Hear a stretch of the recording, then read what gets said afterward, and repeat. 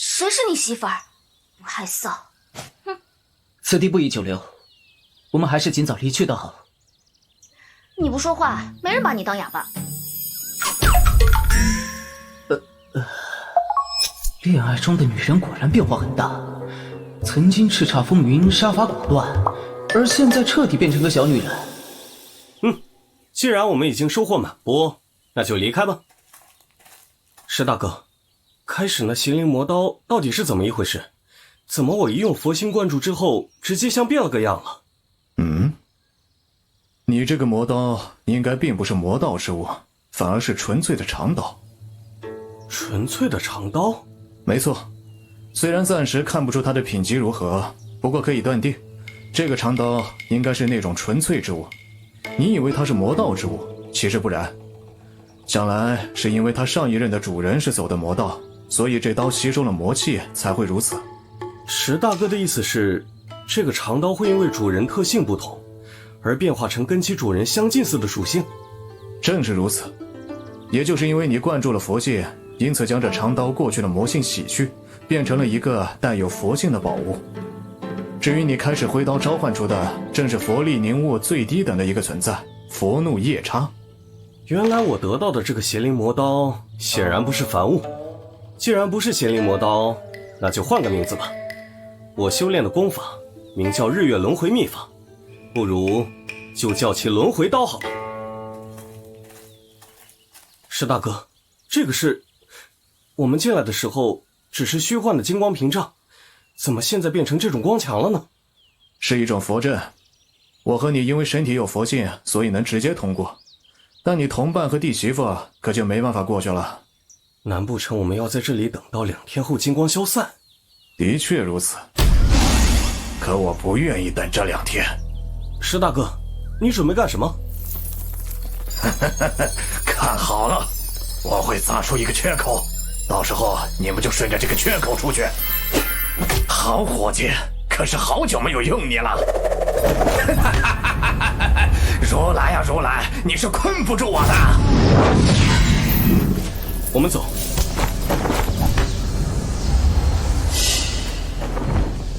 大家看，屏障上有个破口，这下我们可以进去夺秘宝了。哈哈哈哈！秘宝，我来了！他们这是在干什么？他们以为佛阵被破，可以进去夺宝了吧？一群贪得无厌的人。哼，有意思。等岛屿沉入水中底部时，那金光屏障才会消散。这个湖水之中的灵兽也能让那帮小家伙吃点苦头。原本我还以为出来之后，这些比我们高一级的灵丹境武者可能会找我们麻烦，要什么所谓岛上的宝藏，结果没想到他们自己乖乖飞进佛阵之中。他们会不会将佛阵的屏障打出来？而且他们一定会发现那群被定住的人，说不定因此还能救下他们。我们刚刚可是拿走了他们所有人的储物戒指。这个你就放心吧，除了我和大哥，他们是没有办法破得了这个屏障的。山洞之中我们没有得到什么异宝，只是吸收了那金光的力量，所以才能打破屏障。金光已经消散，所以其他人没这么好运。我得回学院了，参加和吴家的事情，我需要禀明师尊。哼，记得，到时候可要好好的和我再打上一场。你放心吧，一定不会让你失望。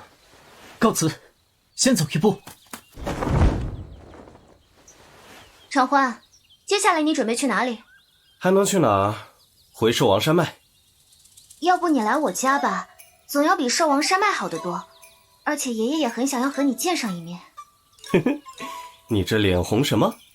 我才没有脸红呢，瞎说。石大哥，要不要一起去？老弟啊，虽然我不跟着你，也不知道去哪里好，但住在弟妹家，这个方不方便啊？别打扰你们小两口的幸福生活。啊，没关系，欢迎石大哥。反正我住的院子还有很多空房。既然如此，那我和石大哥去接下爷爷和红叶妹妹。好，你们路上多加小心，我先回去准备一下。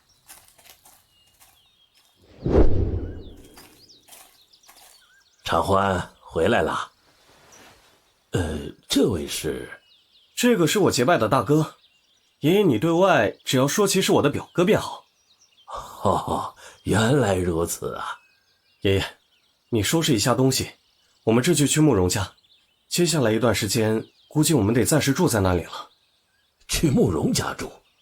怎么好端端的那慕容家肯让我们去住？其中会不会有什么阴谋？阴谋倒是不可能有的，因为慕容惜花已经是我的女人了。况且就算他们有阴谋，我也不怕。爷爷，你就放心吧。你竟然将那慕容家的惜花丫头给弄到手了？好你个小子，真是不得了啊！那个小女娃娃，整个落日城多少年轻才俊想要得手，结果都无功而返呐。爷爷，什么叫做得手啊？这个，你还小，以后自然就知道了。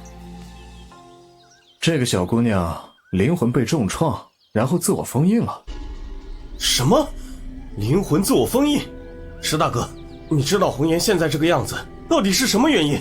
也不算是什么病，这个女娃娃在灵魂修行方面估计是高手，在灵魂受到了重创之后，将灵魂自行封印了。这是一个缓解伤势的重要手段，如若不然的话，灵魂溃散可是要一命呜呼的。那么她这样封印自己的灵魂，也可以自行慢慢恢复吗？当然可以，不过嘛，这样恢复的速度非常慢，最好能够找到可以给她做灵魂疗养的丹药或者奇物，这样才会有效果。原来如此，那可以前去神医城。那个城池是炼丹医师聚集交流的地方，我也准备等你修为足够后前去为红颜治病的。既然现在决定了，更好。既然如此，那等我突破到了灵丹境之后，便离开神医城，替红颜寻药治病。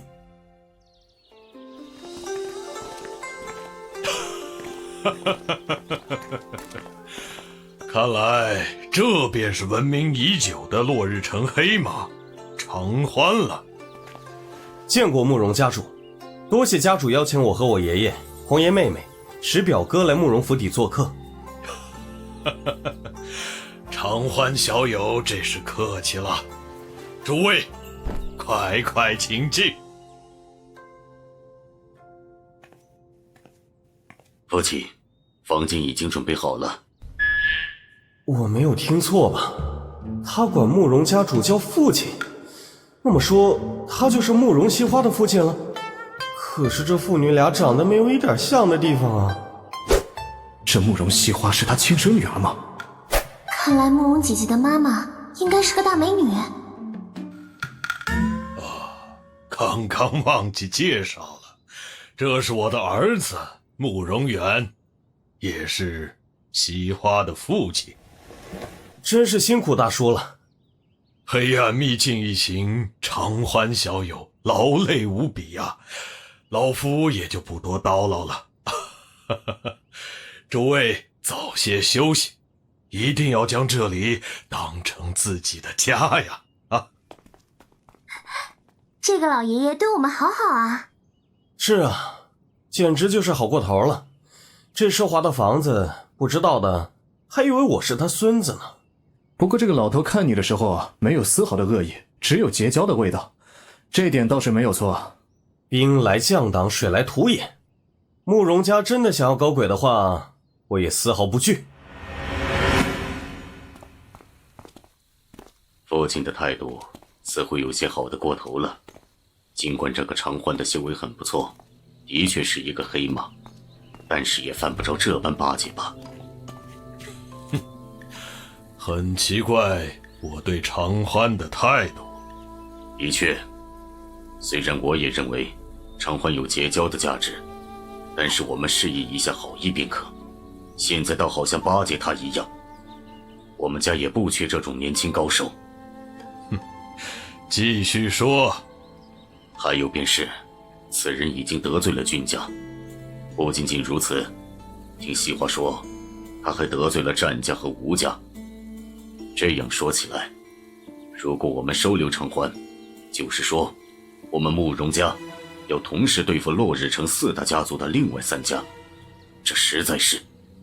怪我没跟你说明白，毕竟当时的时间也不够。那么现在，为父就告诉你，为何我决定如此结交长欢。当初长欢仅仅凭借一己之力，在灵机境就将整个君家搅得个天翻地覆。那时我就已经对西花说过，不惜一切代价拉拢他。然而啊，你的女儿，我的宝贝孙女儿，现在已经是这个小子的女人了。她已经是我们慕容家的女婿，这一点已经无法更改。什么？这怎么行？他出生。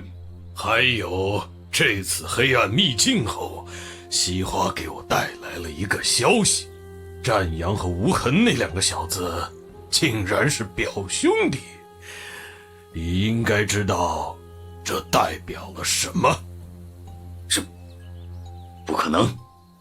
没什么不可能的。现在落日城风雨飘渺，我慕容家也面临极大的危险。可是那个石惊天据说是长欢的表哥，不知道从什么地方冒出来的，他竟然使神通，可以将数百人同时定在原地不能动弹。这表明他那个兄弟只需要施展这个神通，整个落日城灵丹境1、2重以下的武者会定在原地，任由他们宰割。听到这些理由之后，你认为你老子这般拉拢有错没有啊？竟然有如此神通，幸亏父亲掌握了这些情报，全凭父亲做主。不过西花这丫头竟然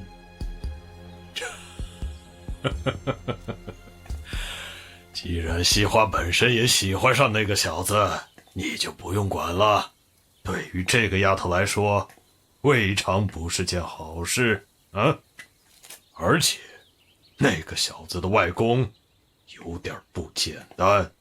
你说长欢那个外公怎么看也是个普通人，难道他有什么不对劲的地方？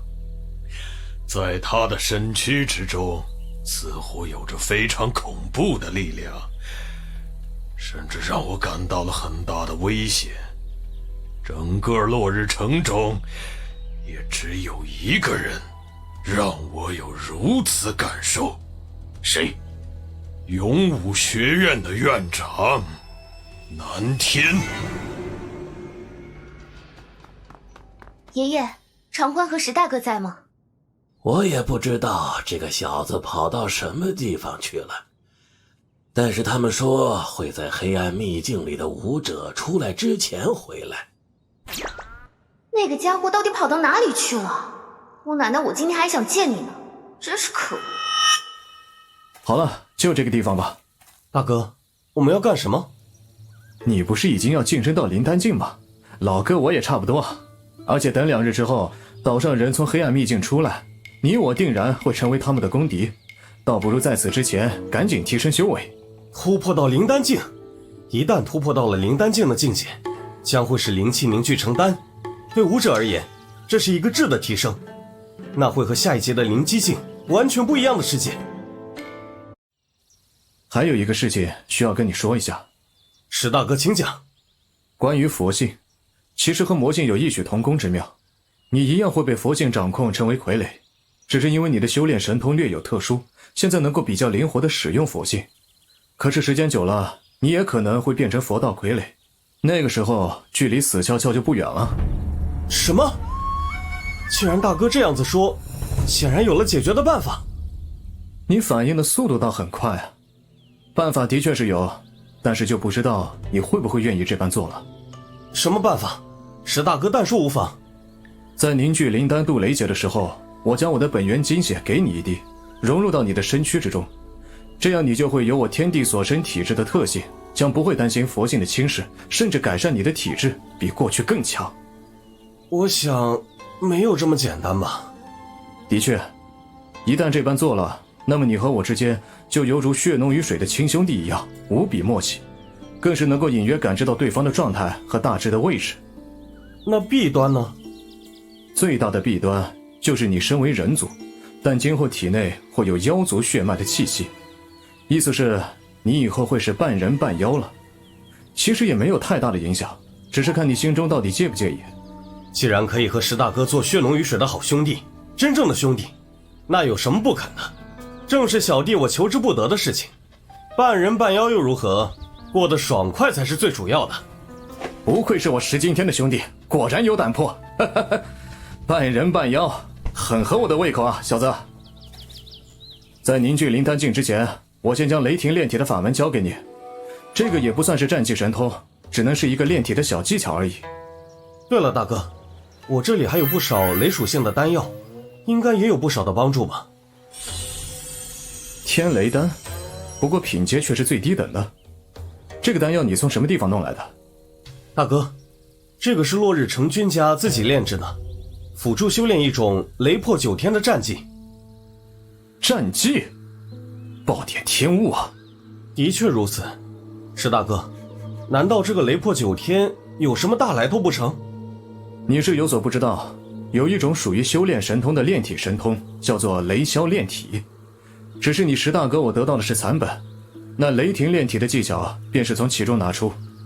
这个雷霄炼体之中有着最重要的一小段，然而连同其中记载天雷丹炼制法门不见了踪迹，没有想到在这个地方见到。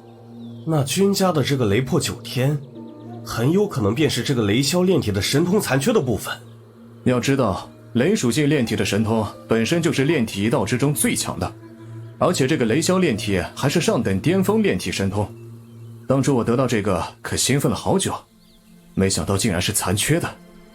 尽管如此，现在能够找到也不算太晚，反正君家本身就想要将我置于死地，到时候反杀回去，将那雷破九天弄到手就行。长欢老弟，此话有理，接下来我们突破吧。好的，石大哥。这个小子怎么回事？这吸收的灵气量也太高了，看来我得控制自己的突破进度，跟他同时突破。成了。好，那我要加速突破了。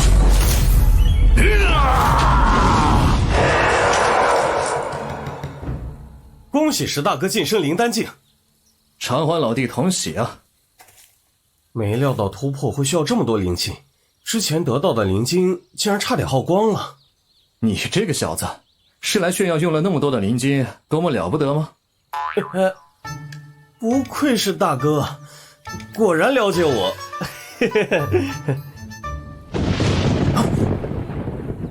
劫云开始凝聚了，仅仅是劫云，威压就已经让人这般难受。雷劫要来了，怎么，小子，害怕了？正相反，我可是期待的很。快看，空中有黑色劫云！是哪位高瞻在晋升啊？竟然引来这么厉害的劫云！看样子劫云是在兽王山脉的上口。灵丹雷劫，怎么会这么大？长欢和他表兄1天前离开，两人修为也在灵极境9重天。这动静儿，估计就是2人引出。这，看样子，应该是2人同时渡劫。就算如此，劫云如此厚重，范围如此之广，这雷劫不好应付啊！一旦长欢渡劫成功，足以证明他的潜力无法估量。我们家无论如何也要拉拢过来。扛过这种雷劫的灵丹境会有多强？原来父亲所说果然是真的。你说的2兄弟的确不能小看。晋升灵丹境根据本身强弱引来的雷劫也分很多种，威力有多少要看雷霆的蓝、紫、金3种颜色依次对应。他们是最高级别的金色，你有什么想法？枪。就只有这个？不会被打击，或者有挫败感？今后跟他比试，定然会更畅快。疯小子！被雷劈还这么开心？大哥，这可是灵丹雷劫最强的金色雷劫，我当然兴奋。好小子，好兄弟，雷劫，来吧！最后一道雷劫要来了，橙黄老弟，我现在给你一滴我的金血，借助雷劫炼化血。糟糕，精血爆发气血之力的速度太快，已经远远超过我吸收炼化速度。再这么下去，我会被庞大的气血之力撑爆。借助雷劫炼化金血，不然你会爆体而亡。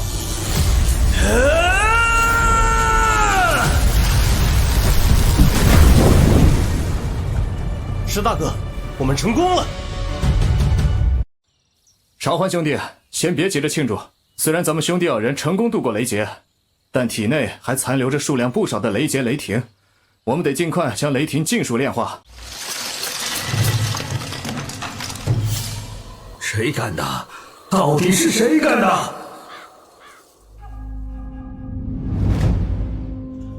老三，情报这块交给你负责的，有什么消息？没什么消息。自从君家老祖出关后吼了那一嗓子，就没了动静。哼，真是奇了，君家老匹夫那火爆脾气，竟然会忍住性子。爷爷，今日便是死海岛屿沉没之日了，我们一定要想想办法，等岛屿上困住的那些武者回来就糟了。盛老兄，你真的不能出手？如果不是生死存亡间，我无法出手。我带着欢儿为了躲避轩辕家的追杀，对慕容家这种小族族长都不敢透露全名。若是我轻易出手，恐怕只会惹来更大祸患。慕容家主，在下不请自来，还请勿怪。院长大驾光临，怎么会怪罪？快来上座。在下不过30余岁，跟您可差了辈分，怎么能坐在您边上？晚辈在远兄边坐着就好。什么？30余岁？我已经快50，却还停留在灵丹境4重天，而南天小我10岁，却是落日城公认的第一高手。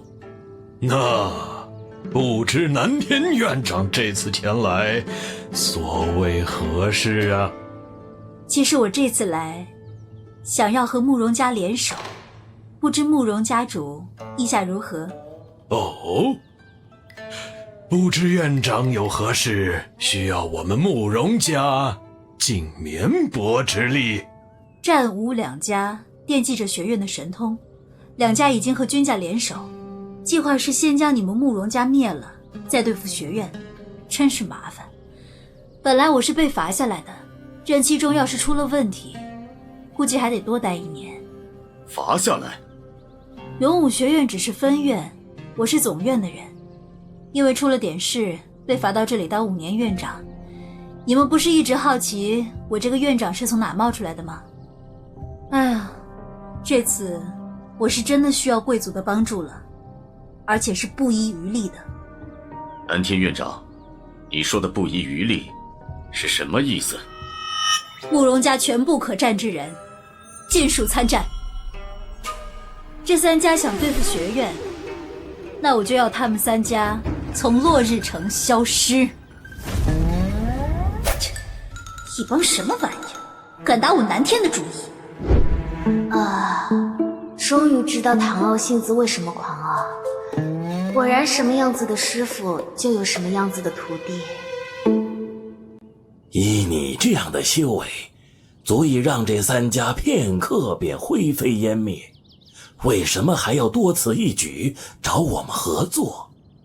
哦，居然没有看到前辈在此。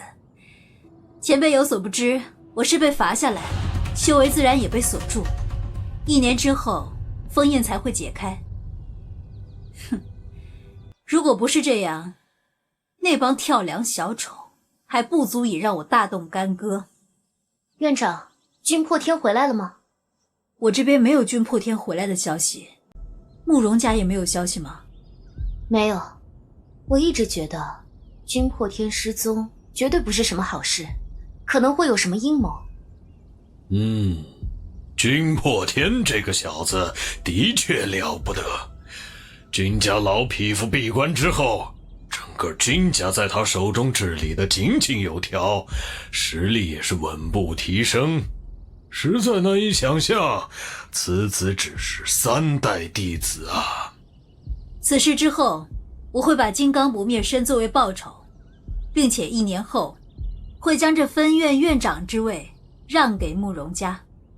南天院长，你这……我们慕容家需要付出什么条件？不愧是慕容家主，那我就直说了，勇武学院不能有所损害，我会严明封院，将战火移至慕容家。如果此战成功，慕容府邸虽然有可能被毁，但相比之下收获更大。好，我答应你。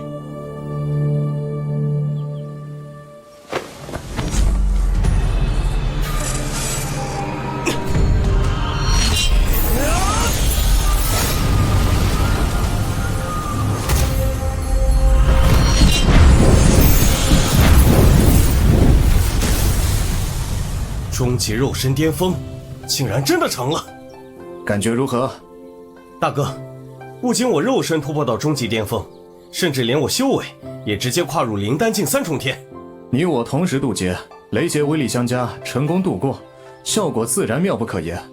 不过还有件事得提前跟你说明。大哥，但说无妨。这个事非常严重，到了后面自然是要修炼炼体神通，但炼体神通好坏有个重要因素，属性需求。炼体神通一旦修炼，将无法变化。炼体神通无非5种基础，而好的炼体神通需要所有5种基础炼体神通辅助修炼，才能打好基础正式修炼。5种便是无上炼体神通，3种便是上等，2种则是下等，1种便是末等。8、9玄功我无法传给你，但是二弟切记，主修的炼体神通一定得是5种合一的无上神通。可是为何一定要无上炼体修炼神通？难道修炼别的神通就不行了？并非不可以，只是后面越好的战法神通对肉身强度需求也越高。炼体神通太弱，身体强度不够，强行使用威力巨大的战法神通，只有爆体而亡一途。原来如此，那洪荒圣血诀也不知道是战技还是神通。既然日月轮回秘法是神通，作为被爹娘同时发现的炼体功法，估计也不弱。这次突破炼化耗费不少时间，约莫已经过了2日，岛上那些人估计也要回来了吧？我总觉得似乎忘记了什么，原来是这茬。大哥，我们赶紧回去。走吧。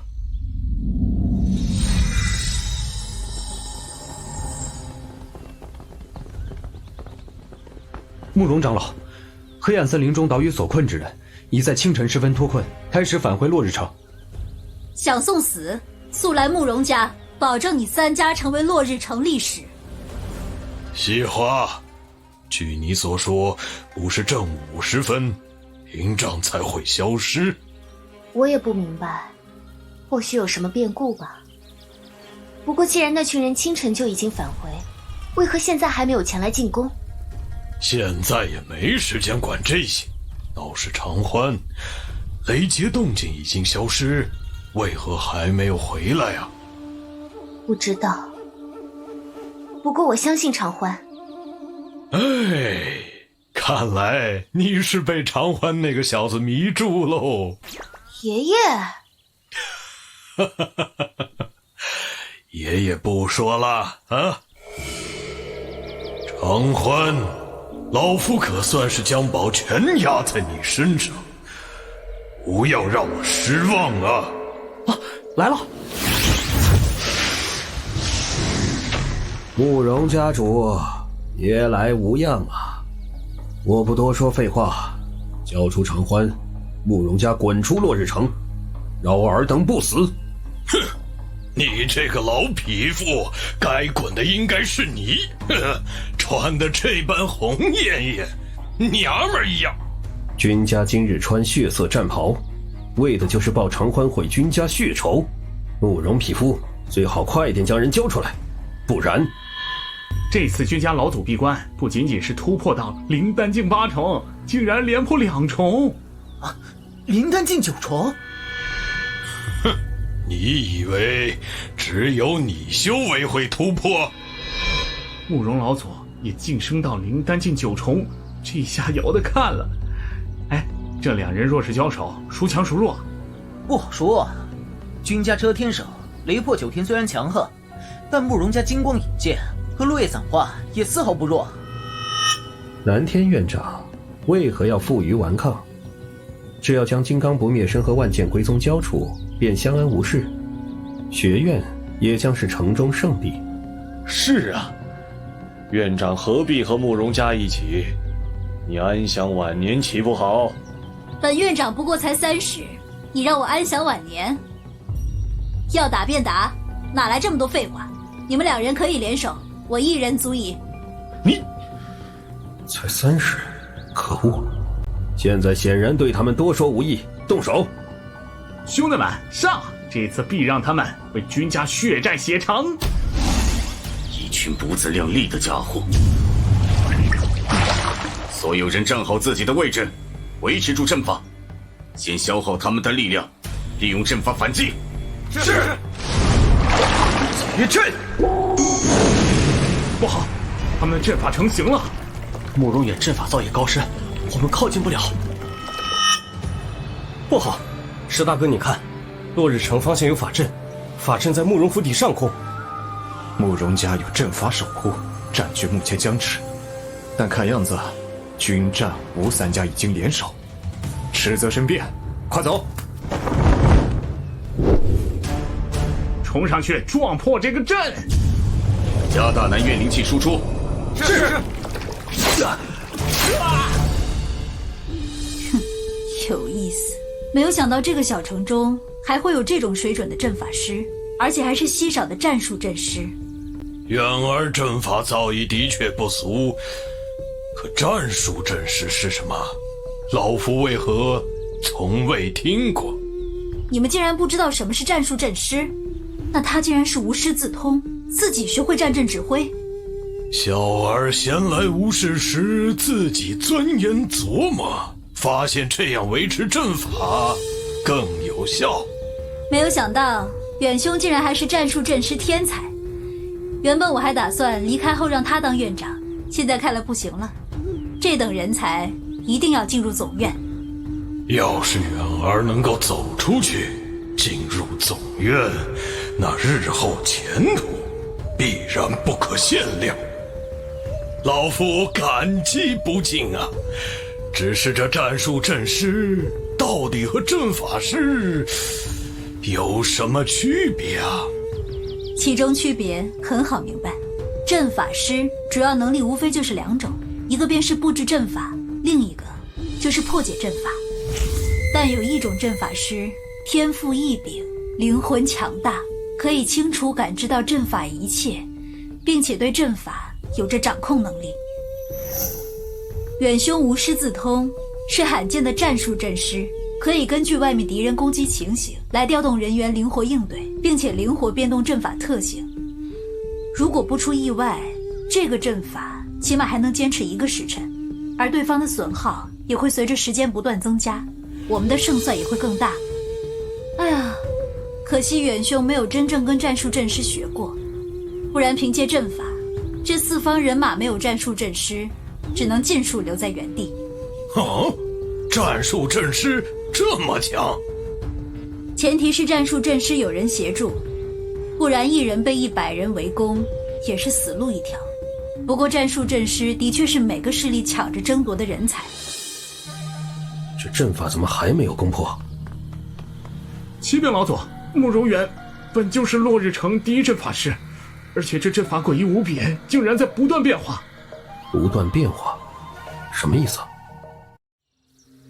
寻常阵法，防御力量均匀分布，集中攻击一点，早就告破。可眼前慕容远这阵法，我们若集中攻击，他便将整个阵法力量集中防御。你是白痴？他不是集中防御吗？不会分出一部分人攻击防御薄弱之处？我们也这么做过。我们分出多少人，阵法集中防御之外，就会分出力量转移防御。这个情况我们也是闻所未闻啊！该死，缩在壳里的王八！时间已过正午，不知道孙儿还有多长时间能到。君家这个老匹夫，正午之后就一直朝那边看，到底等什么？难道有援军？君老祖，当初你所说的底牌，现在这个情形，正是显露出来的时候吧？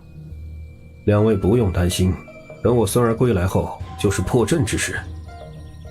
君破天，虽然他的确天才横溢，但据说长欢那大哥刀砍伤脑袋毫发无伤，跺脚就定住数百人，还包括灵丹境武者。呵呵，是啊，再加上长欢这匹黑马，君破天一人又有什么用？你们看天上，那是……终于来了！爷爷，君家血位归来。我的好孙儿，来的正是时候，到你们表现了，将这个乌龟壳给破了。是，孙儿这就让他们见识下君家的底牌。这君破天归来，身后100名灵丹境，以君家实力资源，断然培养不出这么多灵丹境。看样子，十有八九是那些人出手的，一群王八蛋！大人，怎么办？君破天带着100名灵丹境武者此刻加入弓箭，咱们的阵法屏障撑不住多久啊？全力输出防御，给我顶住！君家血位天力，给我冲！是。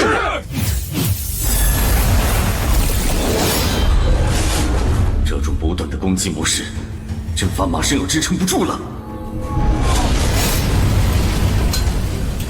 不好！哈哈哈哈哈！这个阵法快坚持不住了。所有人，继续冲击！今天就要让他们给君家血债血偿！所有人，继续给我冲！用猎鹰战阵！难怪君家发展这般迅速，原来找到了他们当靠山。看这情形，是惧怕我回去。糟糕，结界要被冲破了！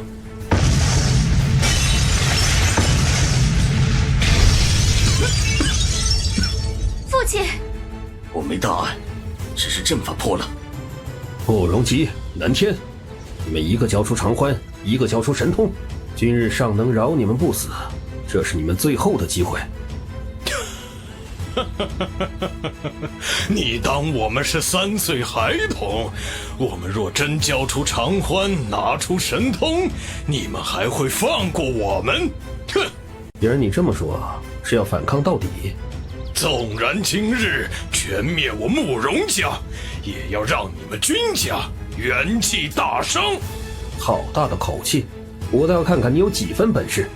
等等，君破天，你是不是得到武神殿支持？既然南天院长猜到，我也没必要隐瞒。我的确得到武神殿支持，至于条件，就是让你这条落水狗永远待在这个小地方。小子，你算什么东西？话可不要说太满。老师，武神殿是什么？他们为什么要害你？有武学院总院共有3大殿：宗殿、武神殿、万象殿。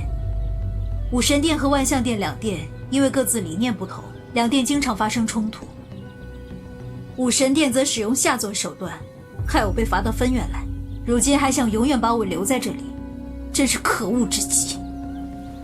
唐傲，君破天就交给你对付了，我去与君家老祖一战。是。怎么，认为我不是你的对手？杀鸡焉用宰牛刀，对付你还用不着老师出手。宣委队长去阻止南天，其余人各自行动。是。千剑葬神。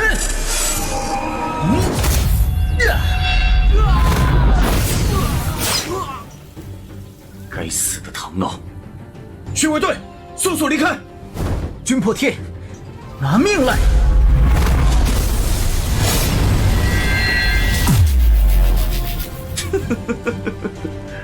你的攻击根本伤害不到我，你以为只有你有神通？什么？没想到吧？我已经修炼到初级肉身。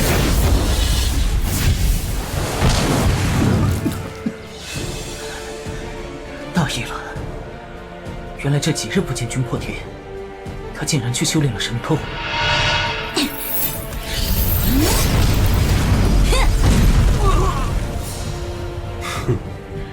南天院长不愧是落日城第一高手，名不虚传呢。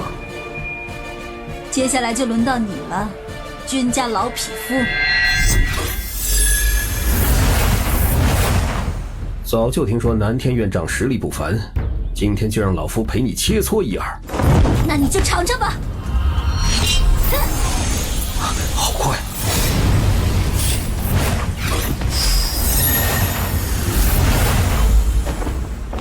哼，雕虫小技。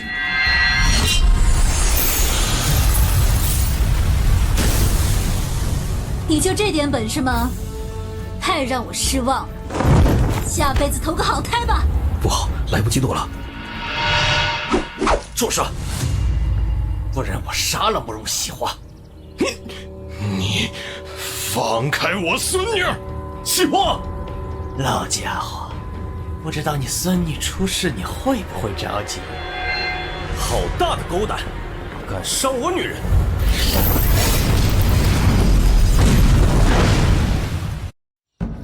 儿子是废物，你们两个当老子的也不怎么样。长欢竟然让手下绑架一个弱女子，死不足惜！遮天手！等等，你怎么会使用遮天手？难道……看来我儿真的死在你的手里。现在才知道，是不是有些晚了？现在就送你们去和你们儿子团聚。怎么样？没事吧？抱歉，我来晚了。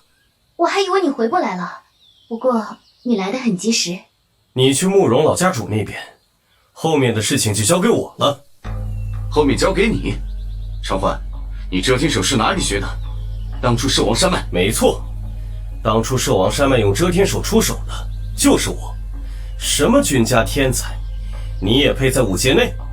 还不是跟白痴一样，被我玩弄股掌间，而且还是用你们君家绝学遮天手。长欢，所有人听着，优先击杀长欢，取得他项圣人头之人，上神通。杀了！只要杀了他，我们就有神通可拿。他就一个人，怕什么？哼，不知死活！佛怒夜叉！大哥，你看我这轮回刀用的如何？哎，大哥人呢？好玩，好玩。大哥还真是玩的兴起，怎么就不帮我定这些灵丹剂啊？以长欢老弟目前的实力，还需要我动手吗？一群乌合之众。这个人什么来历？你跟长欢差太远。哼，你知道什么？我有武神殿支持，今后前途无量，可不是你们这种穷乡僻里之人能比。你不也是落日城出生，穷乡人？你找死！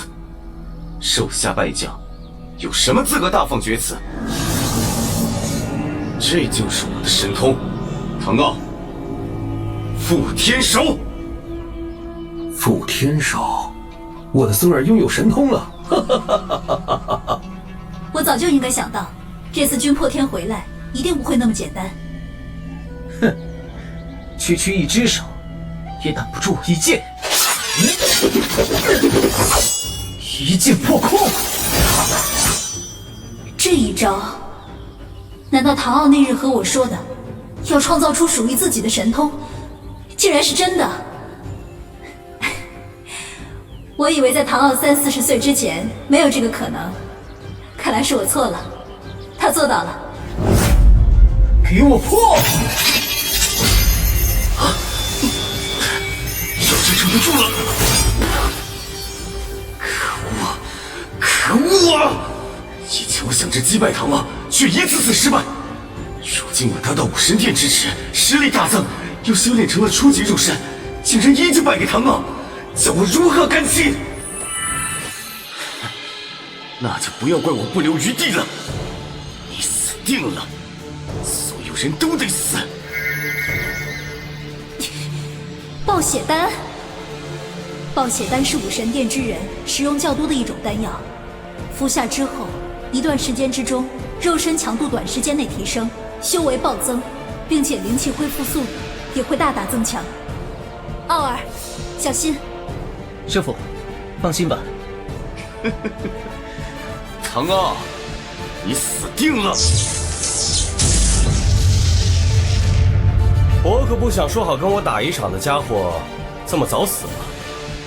这招很厉害，我等着领教一二。长欢你，难道长欢的实力又增强了？放心，看我怎么击败君破天。击败我？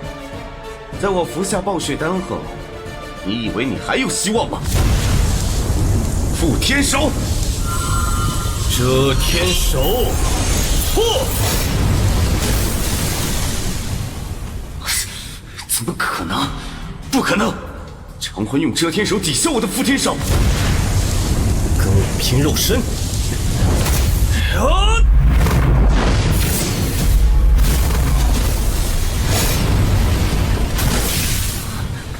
这么强，我可是服用暴血丹，可他连灵气都没动用。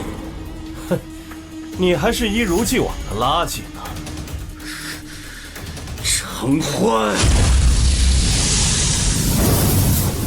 好，你退远，突破！二弟刚刚突破，正好需要一个合适的对象，让他掌握控制，让身体消化稳固提升。这个君破天，真是送上门的绝佳人选。长欢，这一次我定要击败你！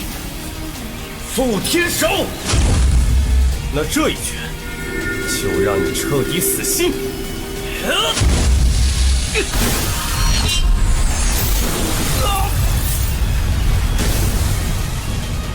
君破天，受死吧！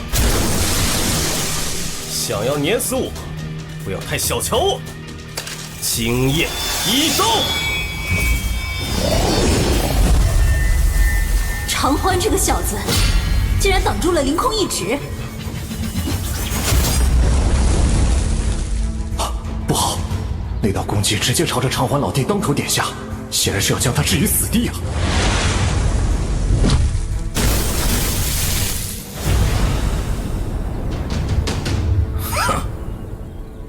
多谢师祖出手相救。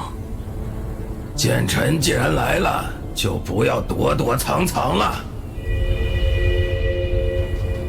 师尊，天儿，你收了个好徒弟。那一刀我也被惊艳到了，可惜就是基础功有些太差。多谢前辈出手相助。小子不错，如果你愿意来总院万象殿，我为你找个好师傅。说够了吗？你这个弟子可是在罪期间，所管辖之处竟然发生了这等大事。哑嗓子！剑臣，我在和你说你弟子。破喉咙！我在和你说正事儿。死变态！混蛋，有胆手底下见真章！哼，我还怕你个死变态不成？打就打！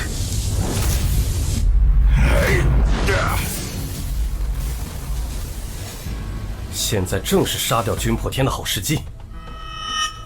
那人是武神殿神守长老，有他在，你是杀不了君破天的。尽管现在他和师尊交手，但两人都不会倾尽全力，仅仅是威压笼罩，你就无法动弹。那院长，你能跟我说说勇武学院总院到底是什么吗？自然。说起来，也要提及整个灵武大陆。整个大陆分为八方域土和终极域，而八方域土被一个个势力分别掌控。势力存在体系也五花八门，不尽相同，而终极域也有3大势力分割，分别是长家、灵武商会和药谷。什么？3大势力之中竟然有个长家？八方域土的势力有宗门学院，也有皇朝家族。至于勇武学院总院，则是掌控南域土的霸主。在勇武学院之中，武神殿和万象殿冲突，争斗不休。武神殿主张不看过程，只看结果，一场粗暴好战。同时，一旦修炼资质不满足要求，武神殿都不会收这种弟子。反而万象殿则主张有教无类，只要是人才，不管是擅长什么方面，都会接受，发挥出他们天赋，哪怕是天才厨子。正是因为武神殿极其注重修为高低，每一次两殿比试，万象殿都会略逊一筹。如果是比拼综合力量，我们也绝不会输。整个南域土城池之中，都会有一个个勇武总院的分院，而这些分院则是控制城池。日落城算是新城，像这种新城对于整个南域土如沧海一粟，多一个不多，少一个不少，也并没有强行干涉，反而作为历练总院弟子能力之处。奇怪，怎么5000年后变化这么多？当初可是33层大陆，域土总计3000。怎么样，长欢，有兴趣来万象殿吗？待红颜治好病后，便需要寻找父母踪迹，前往轩辕家夺回洪荒圣血诀。我现在力量单薄，有一个勇武学院这么大的势力做靠山，不但修炼资源更容易获取，也能学到更多东西，何乐不为？南天院长，我同意加入勇武学院万象殿，可我这红颜妹妹身上带伤，需要前往一趟神医城。灵魂伤势，这方面佼佼者正好是勇武学院真正的院长，而他却在闭关。小常，不如这样，你们先去神医域，能治好自然不错，如果不成再来学院，等院长出关，我让师尊前去试试看，如何？南天前辈，多谢。不用不用，以后也不用这么生分，喊我南姑就好了。对了，小常，如果可行，最好在2个月后就来勇武学院参加学院考核，进入学院。难道以南姑能力，不能直接让我进入学院不成？我这般建议，自然有原因。想要进入勇武学院，无非2种方式。第一种是导师发掘人才，随后吸纳入学院之中。但另一种，每过4年，勇武学院便会开展学院考核，年纪未过20者都能够来参加考核。这种考核过了前3关，就定然能进入学院之中，而后面却还有一额外关卡。通过额外关卡会排定名次高低，根据名次的高低会有不同的奖励。进入学院后能够享受到的福利也不尽相同。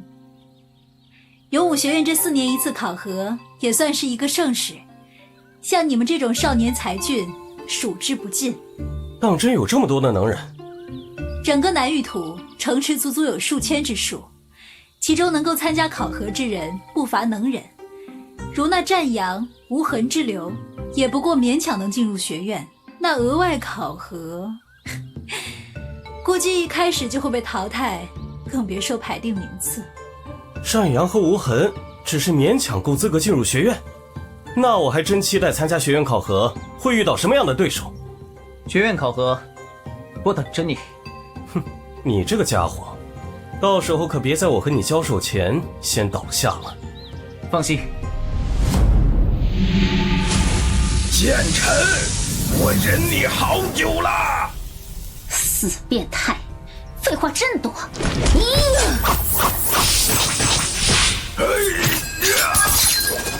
奸臣，你！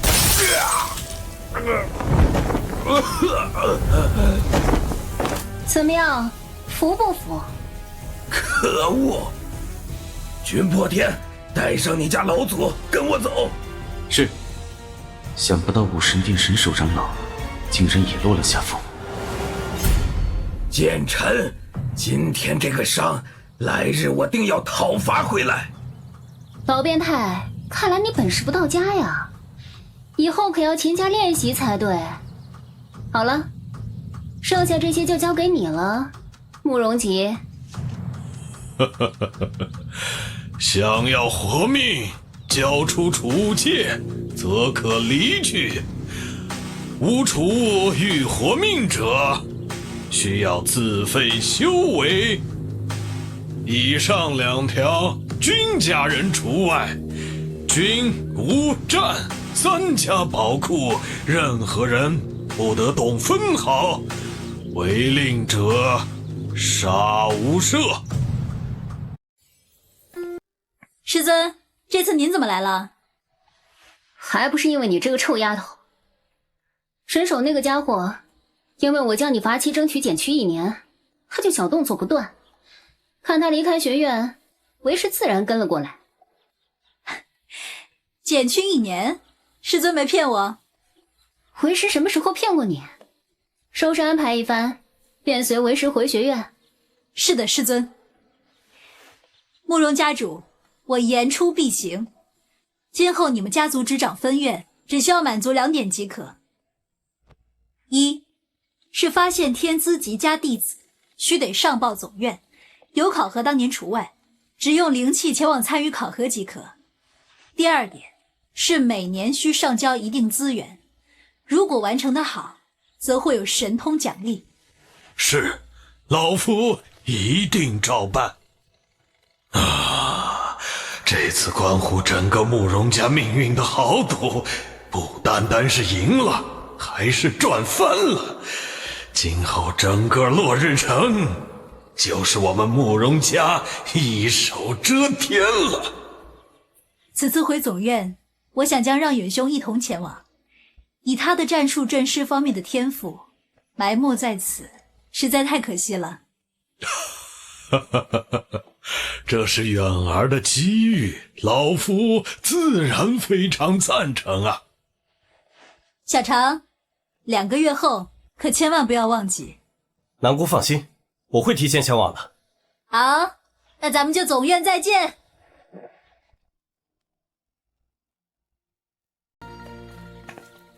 慕容家主，君家有一物我非常需要，君家宝库能否让我支配？你小子都将我宝贝孙女拐上你的船，一家人还说这话，莫说一个君家宝库，3家宝库老夫都该奉上，这本就是你应得的啊！那倒不用，我只要君家宝库便好，至于那另外2家宝库，便当作是我下的聘礼吧。好，好，好。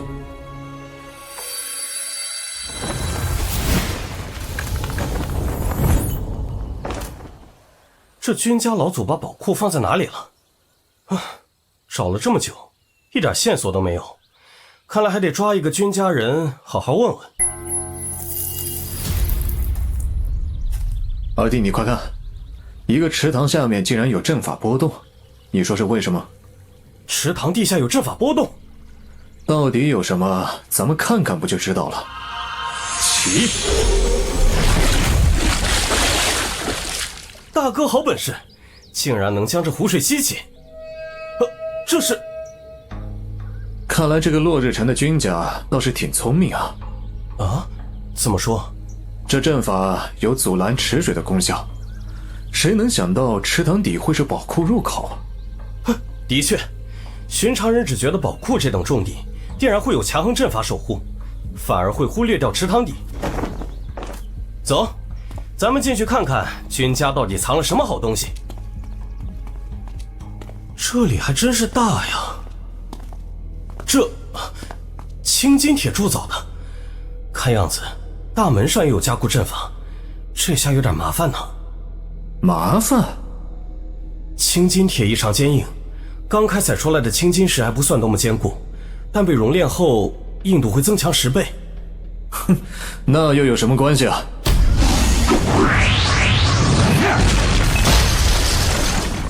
搞定！哇，这青金铁石大哥你一棒子就解决了，真是不断刷新我的认知啊！那边的屋子有结界，咱们过去看看。好。这是，哇，这些都是灵晶，君家竟然会有这么多灵晶。老弟，来看看，这儿有牌子。没想到我正穷的叮当响，这君家就送给我这么一个大礼啊！大哥，你说，2个月后到了总院，我应该如何当面谢他？这个很简单，送他点灵晶不就好了？哈哈哈，大哥这个主意真是绝妙。石大哥，你在这边看下有没有雷动9天，我去那边看下找找治愈灵魂类的丹药。好。这君家宝库中虽然没有治愈灵魂类的丹药，但是这些丹药一个个都是好东西，把这些收起来留着以后用。哎，那边闪闪发光的好像是枚储物戒指，这好像是一枚高级储物戒指，上面还刻着永武2个字，看来是从武神殿那里得到。哼，正愁着宝库之中的灵晶拿不走呢，这枚戒指的空间之大，足足有4、5个君家宝库大小。找到了。怎么样，大哥？是雷霄炼体的欠缺部分吗？没错没错，这下可算功德圆满了。咦，覆天手？从某方面来说，战技是神通的基础，只有基础牢靠之后，才能够发挥出神通威力。对于今后领悟神通也有巨大帮助，而这覆天手可是中品战技。去那边看下还有什么好东西。啊，这是什么？荒古？什么意思？这玉牌没有任何灵气波动，对灵气也没任何反应，更没有篆刻任何阵法，看起来就是一枚普普通通的玉牌。啊，这个玉制令牌竟然毫发无损。以我终极肉身巅峰，即便是唐傲的陆神剑，在没有灵气的包裹下，被我这么握也会有微微凹痕，有意思。二弟，怎么了？大哥，帮我看看这玉石为何如此坚硬。有意思，这个玩意儿竟然这么硬。这个玉牌上有着荒古2字，大哥知道是什么吗？你这个臭小子，以为我什么都知道啊？就连你身上的异状我都弄不明白。大哥，我身上有异状。你小子得到我的精血炼化，身上竟然没有沾染半分妖气，不仅尽数吸收，还拥有了我的体质，你说奇不奇怪？怎么会？大哥当初所说我会有半妖之身，这……别问我，你小子诡异无比，对你也算好事。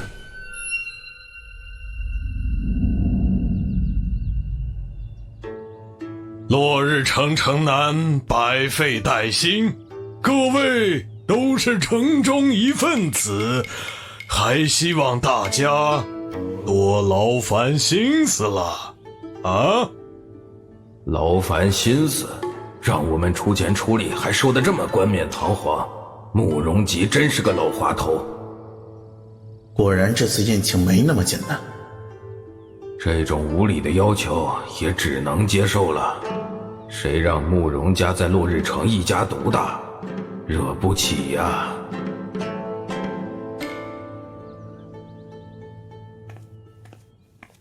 长欢，你们真的要去神医城吗？没错，红颜的病情早点治疗对我也有好处，不然分心照顾他一直下去也不是办法。你是留在慕容家2个月后直接前往总院，还是跟我一起走？这还用说，夫唱妇随，自然跟你一起离去。二弟啊，你这媳妇儿了不得啊！看起来似乎是天生媚体，其实乃天幻体质，无比了得。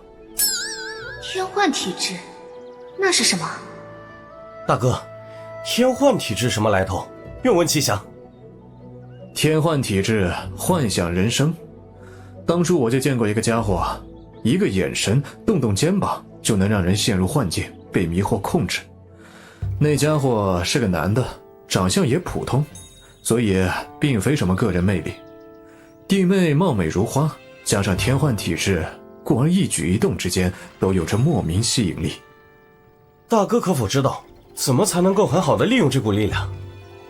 你们人族有个道，好像是幻道，叫什么幻术师，可惜太偏门，人太少，以后如果碰到就拜师入门，以后再琢磨好了。看来以后要留意一下，到了总院还可以问上一问。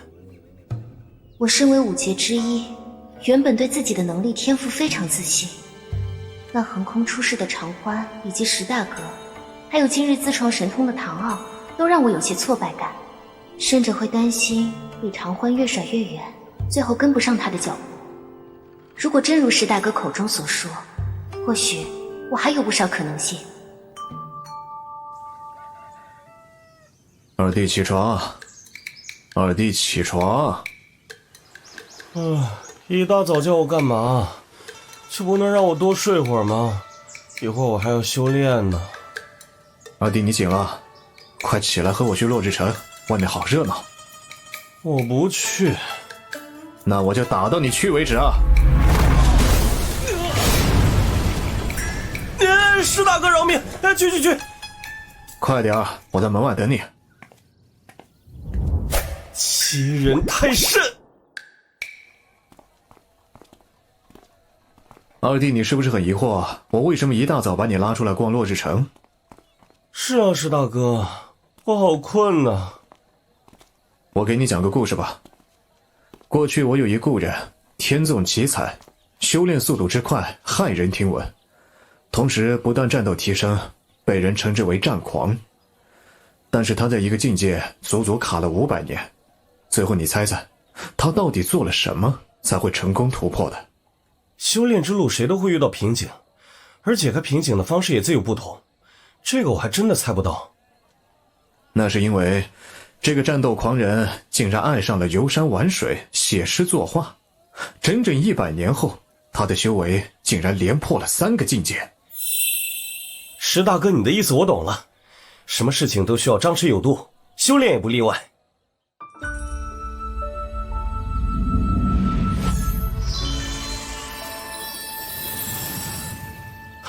没想到真如石大哥所说，体内灵气运转速度竟然加快，也更加顺畅了。爷爷，我决定和长欢一起出去看看。去吧，孩子。爷爷我在落日城待了那么久，早就没有那种冲劲儿。你们年轻人需要在更广阔的天地下闯荡一番呐。爷爷，一定要照顾好自己。好了，去吧，以后和你爹没事也可以回来看看啊。慕容爷爷，我会照顾好惜花。长欢，老夫相信你会的。再见了，落日城。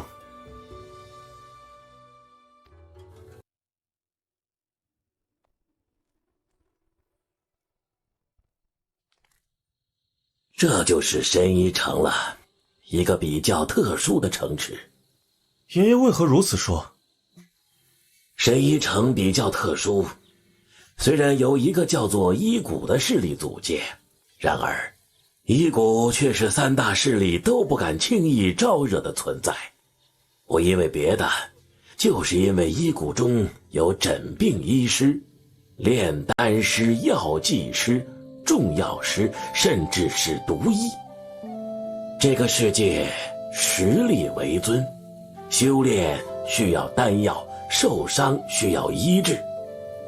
可以说这个世界，谁掌握武者人情最多，自然是医道一途中人。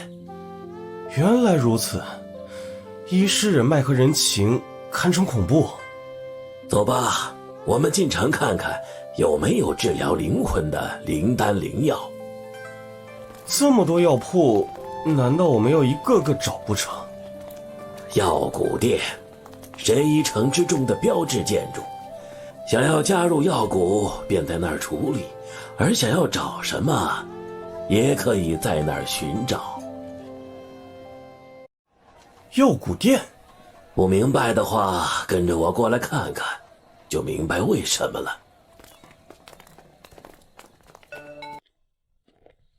这个就是药谷殿，进入药谷考核便在这里参与，加入药谷便可以替药谷做事，好处便是比较少的灵金，再加上灵药、丹方、炼丹炉等医道之物，任选其一。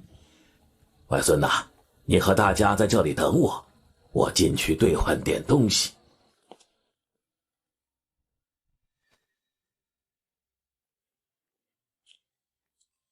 爷爷，你手里拿的是什么？每个神医城15天一轮会，会统计整个城中的情况，可以根据你的需要购买统计后的书籍就好。还有这种书籍，我也看看。爷爷，城中有多少对灵魂损伤有帮助的丹药或者灵药？在我意料之中，这个神医城规模毕竟不大，对灵魂有用的只有1株药材。爷爷，你在跟我开玩笑？砖头厚的书里就1株对灵魂有用的灵药？灵魂方面，灵丹灵药本就稀少，在这个规模的城池中，能够有1株就已经很不错了。走吧，我们先去找找看。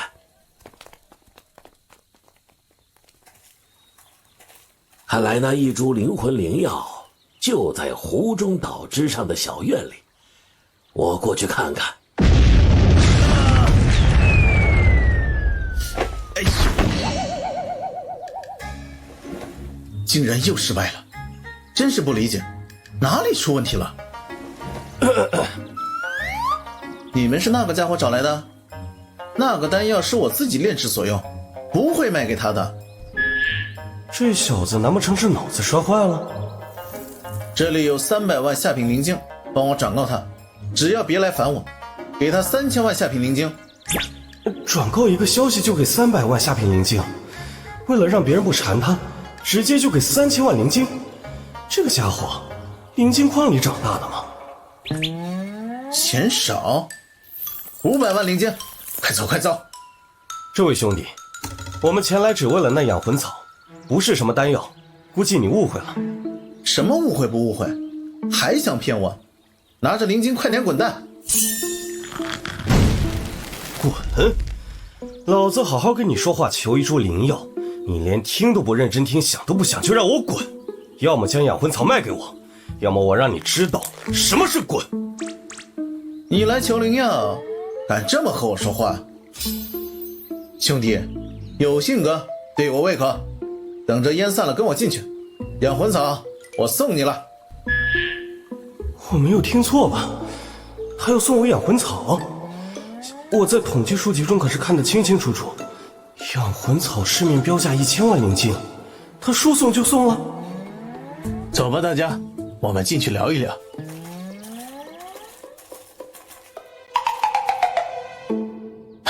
让你们见笑了，刚才在炼丹，结果炸炉了，这是第10次炸炉了，再炸炉下去，估计我也要放弃了。这地面上炸开丹炉的碎片都是上好的火金所制，但最便宜的也需要数百万灵晶。这等价值的丹炉，这个少年竟然整整炸掉了10个丹炉，败家呀！你在炼什么丹药？怎会频频炸炉？一种水火并济的丹药，可惜两者不兼容，故而老炸炉。水火并进。虽然我不怎么懂炼丹，但两者相克相融汇，在其中加点什么东西维持平衡不行吗？啊，你不懂丹药，不过你想法挺不错的，兄弟，再说说看。我一个外行，或许不明白你们其中艰难，不过有没有既可跟火反应，又可跟水反应的灵药？有的话就可以加进去，让他们水火各自反应，然后相辅相成。大哥，你是我亲大哥，你不会炼丹，竟然还能想到这个办法。我也只是说了下我的想法，也不知道是否行得通。好想尝试，可惜这个城里的火金丹炉都被我买光了，下一批货还没来，可惜。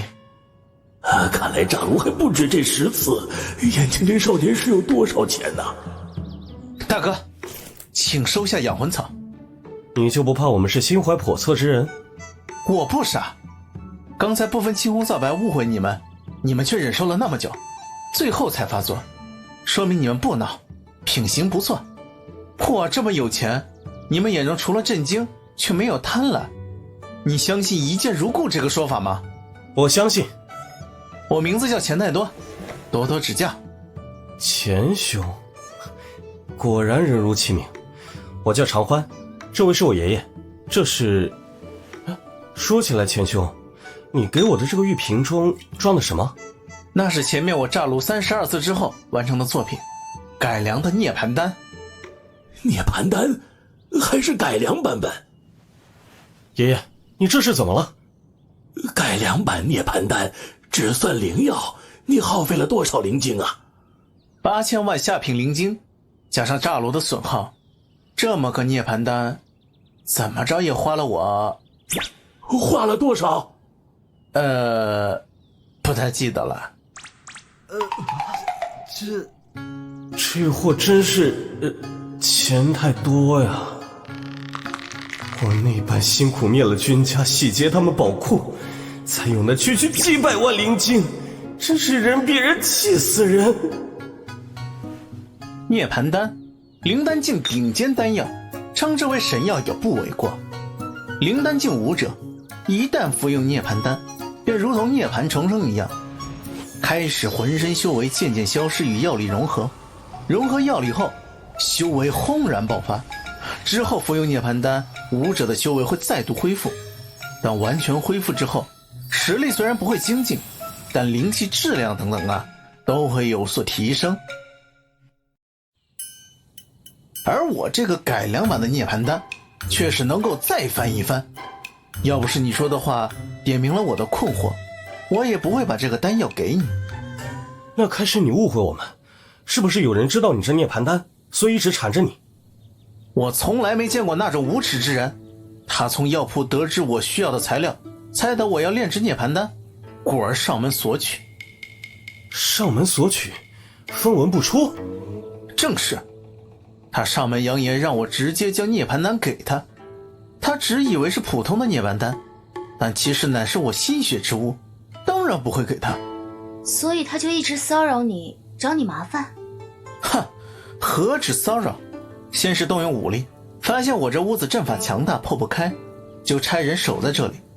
我一旦开始炼丹，就敲锣打鼓，后面我炸炉有一半就是因为他的吵闹。那你为何不主动出击？切，那个龟孙子，本少爷一出去他就跑呀，我一回院子他又回来，你和他约斗单挑，他直接喊一帮人来堵我。唉，不提的。兄弟，你突破灵丹境耗费多少灵晶？我算算你服用涅槃丹后大概会掉几层修为。好像是20万吧。啊？开什么玩笑？那你服用我这丹药岂不变成80万钱值了吗？你是人吗？懦夫钱太多，你这个乌龟王八蛋，成天就知道缩在院子里，你还是快点出来，交出涅槃丹投降吧。这又来了。我来帮你出去对付他，我们一见如故，我又怎么能不帮你？这个无耻的家伙，你能怎么对付？我自有办法，走，去会一下他。行，人还不少啊。不过缩头乌龟的同伴，也不过是一群孬种。这句话，我要让你一个字一个字吞回。废话少说，看招！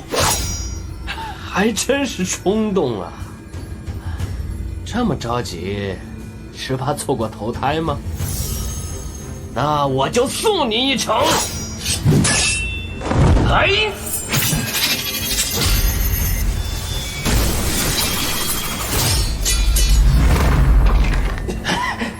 这个修为不过灵丹境3重的少年，竟然能逼退我！可恶！怎么，要开始认真了吗？我认真你大爷！哼，这家伙果然又要跑。每次你以为他要出手，其实就是跑。放心吧，有钱小子，这个家伙速度太慢，跑不掉的。还想跑？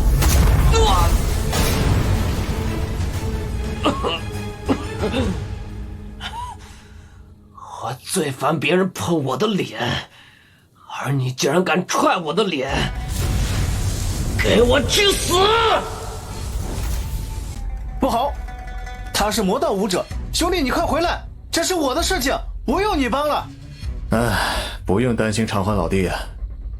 魔道武者凶狠毒辣，战绩路子更是险恶。长欢只是灵丹境3重天，我不能让他为我犯险。我给你1000万灵晶，你帮我劝劝长欢，不要再和他打了。小子，灵晶这种垃圾玩意儿，老子看不上。况且这家伙会后悔用魔道灵气的。魔道？哼，石大哥似乎曾说过，佛性能将魔道克制得死死的，正好试试效果如何。鬼火式！这法器是婴儿的头骨做的，连婴童都下得去手，这种魔道武者死不足惜。覆天手，上！怎么可能？他只是灵丹境3重天，不可能！偏入我，自寻死路！哇！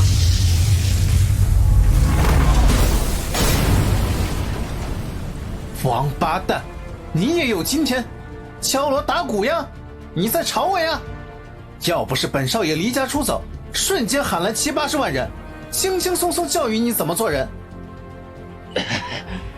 欺人太甚，咱们走着瞧。切，这家伙不会打不过自爆了吧？嘿，人呢？切，让他用障眼法逃跑了。啊，有人来了！城中禁止斗武，你们难道不知道吗？我们只是在切磋，并没有弄出多大动静。这么大的动静还切磋，当别人是傻子吗？我们确实是切磋，你看他们人都没在这里，如果是其他，总会闹出人命的嘛。既然只是切磋，那这次就算了，下不为例。算了，这个钱多多也是不好惹的主。长欢兄弟别多想，那是药谷的淫卫，维持秩序的。我自然看得出来，我想的是别的事，并非这个。哈哈，今天还真是大快人心。走，到我院子休息休息。在讲什么呀？跟刚才那人有关？真没想到，佛性对于魔道的克制程度竟然如此恐怖。那魔道在佛道面前，岂非不堪一击？并非如此，他们不算纯粹魔道，只能算是邪魔歪道罢了。啊，这又怎么说？那人练的是魔道战技，但说是邪道也不为过，以婴童练功。哼，纯粹魔道武者，灵气阴冷毒辣，凶狠暴力，手段非常之狠。但真正魔道武者是不屑于用这种损人利己、伤天害理的修炼方式。大哥这么说，我隐约明白，佛性克制的是魔道中以血腥方式走捷径之人。魔道武者修为更高，反而会克制佛性，反之亦然。这二者之间并没有绝对克制。哼，如果让我再碰到那等家伙，必叫他利弊当下。哥，你真是替我狠狠出了口恶气啊！接下来你们打算去哪儿？我跟你混了。我们来神医城为的就是寻找对灵魂伤势有用之物，之后我们会去永武学院。永武学院？我明白了，你们是要去参与考核，那我也跟你们一起去。钱老弟，你知道那骚扰之人到底是什么身份？南域领土可没听说有魔道势力。在神医城往北，有3座挨得非常近的城池，几乎是站在一个城池城门就能看到另外2座城池，故而3座城池统称为3星城。这3星城中最近崛起了4个年轻强者，并称之为4侠。4人彼此之间以兄弟相称，但他们却不做好事，导致恶名远扬，开始被你狠狠教训。以婴童头骨为器的猥琐青年是4侠之中的赖侠，端的是无赖之极。另外3侠分别是霸侠、赌侠、剑侠。霸侠是个使拳的壮硕男子，赌侠擅长使用骰子、牌九等暗器，剑侠是一个用剑的高手。听说他们也要参加永武学院考核，想要我的涅槃丹，就是为了给他们的老大剑侠服用，增强实力，在学院额外考核取得好名次。这等人不配进入永武学院。哎，对了，长哥，快点服用我改用的涅槃丹，试试看效果怎么样。好。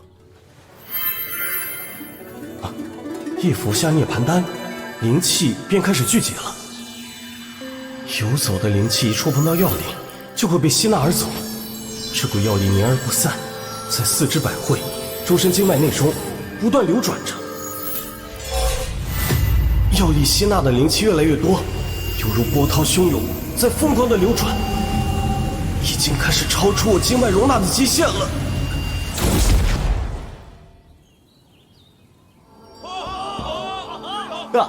月娘子跳得真好，这身条，这舞姿，太美了。二弟，来喝一个。不行啊，这才中午就喝多了，晚上怎么办？无趣，人生无趣啊！无趣？你这个家伙，也就会说这种话了。大哥，不好了！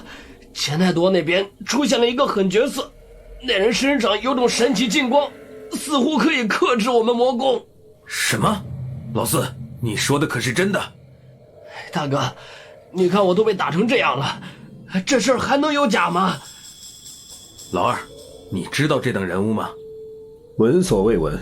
老四，你再仔细说下，当时到底发生了什么事？今天我像往常一样去钱太多那边讨要涅槃丹，可是今天突然有个青年二话不说，上来就给我一顿揍。我本想逃跑，谁知他速度……原来是这样。老四，你先回去疗伤吧。看来那人体内金光对于我们魔功有强烈克制，甚至让他能以灵丹境3重修为击败灵劫境的老四。龟孙儿，敢弄我四弟，看我怎么弄死他！老三，给我站住！为什么？看着那家伙把老四弄成这样，我难受。老三，你觉得能打得过神医城营卫吗？打不过。他们在神医城，城中有营卫，你冲过去只是找死。况且他们手里还有克制我们的金光。钱太多那个小子背景不小，虽然他似乎还不能借助背后力量，但据老四说，还出现了一个看不出修为的老头，说不定是派来个高手保护那个败家子儿。所以老三，冷静点，别忘了我们可是有任务在身。既然老四没有生命之危，你就不要冲动。哼，算那小子走运。不用急，我猜他们应该也会去永武学院参加考核，毕竟南域土这种盛世，应该不会错过，在考核时动手才更加稳妥。药力和灵气融合了，不好，差点忘了，长哥重新冲回灵丹境，只靠外界的灵气是远远不够的，还是得借助灵晶重新突破。小爷我最不缺的就是灵晶，长哥，你就尽量吸收吧。长哥突破到灵丹境1重天了，等等，长欢兄竟然沉浸在修炼当中，气息修为依旧在不断提升，竟然完全恢复到灵丹境3重天，怎么还在修炼当中？现在应该要突破！天哪，这也太可怕了吧！是长哥这个人太逆天，还是我改良的涅槃丹太变态了？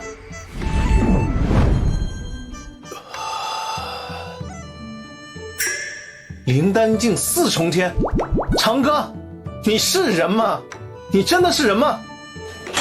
哎呦，你发什么神经？你才不是人！你服用涅槃丹重新突破后，修为竟然没有跌落，反而还突破了一个境界。更加重要的是，你重新突破灵丹境，足足消耗了100万灵晶。你知道这是什么概念吗？普通灵丹境强者，你可以以1敌100呀！以1敌100？二弟啊，你这能力这改良后的涅槃丹，不仅在开始拓展经脉，修为溃散后又扩展了一次。正因为如此，重新突破灵丹境需要的灵晶要比原本想象之中的更多，修为不但没有衰弱，反而突破了境界。原来如此，难怪会这样，我竟然误打误撞弄出这么逆天的涅槃丹，看来我也得重新炼制一枚涅槃丹服用试试看。既然你这么有空，不如帮我们都炼制一枚，包在我身上。钱太多，滚出来！王八蛋，一来就破坏我的院子，敢不敢跟我打一场，小杂种？你骂我杂种？糟糕，欢儿从小没有父母陪伴，最痛恨也最忌讳的就是别人说他是杂种，这是他的逆鳞呐！看你这气势，是要与我一战了。你都这般辱我，难道今日还要放过你？此人在被我激怒后，还能迅速地控制自己的情绪，而眼中杀机和气势不减反增，看来不容易对付。不管了，我过来的目的是探探此人虚实，那就和他过几招，看下他的实力。今天我就让你见识下我霸爷的厉害！接招！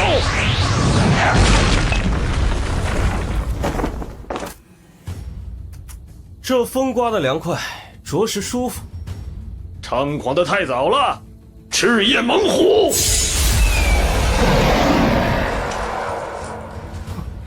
看样子，你比你那个弟弟强多了。你别欺人太甚！你以为就你可以凝气化形吗？什么？看看你我的谁更厉害！去！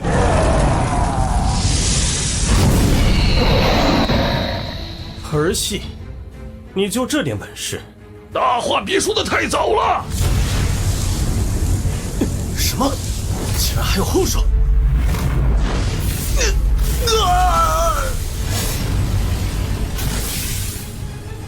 长欢，长哥，莫慌，二弟可是终极肉身，这点伤害还不能要他的命。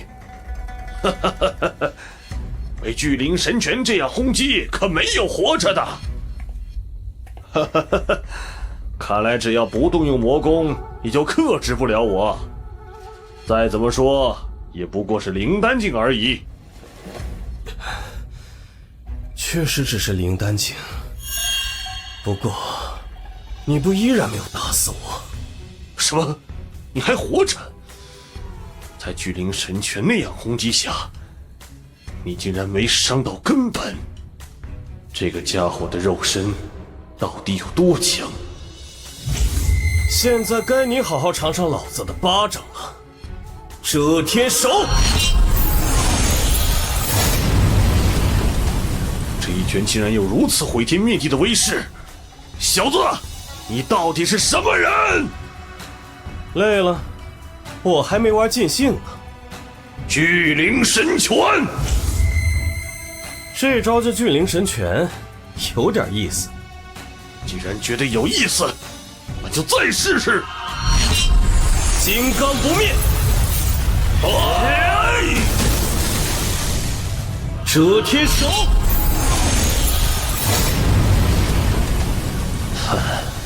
这一掌遮天而下，威压直逼，看来对方是想置我于死地呀！我霸侠岂是泛泛之辈？火力全开，替我破开啊！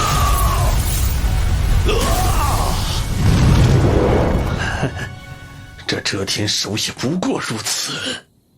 看你这霸侠倒也威猛霸道，既然遮不了你的天，那就覆了你的天！去！怎么可能？明明之前那遮天手消耗了大量灵气，可现在这覆天手的威压不但没减少，而且还更强。看来对方不但肉体强悍，灵气更是不可小觑啊！只能使用我的赤虎炎魂拳了。呀！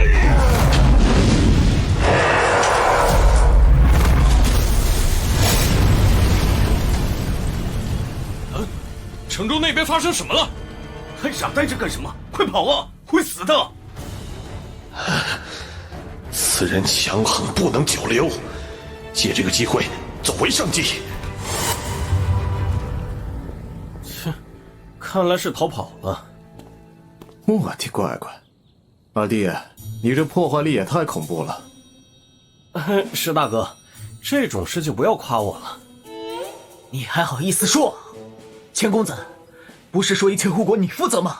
怎么负责？不过就是毁了这么点地方嘛，哎，最多就是波及了一点点范围而已。一点点？你跟我说一点点？城墙都毁了，我就不该相信你这个混蛋！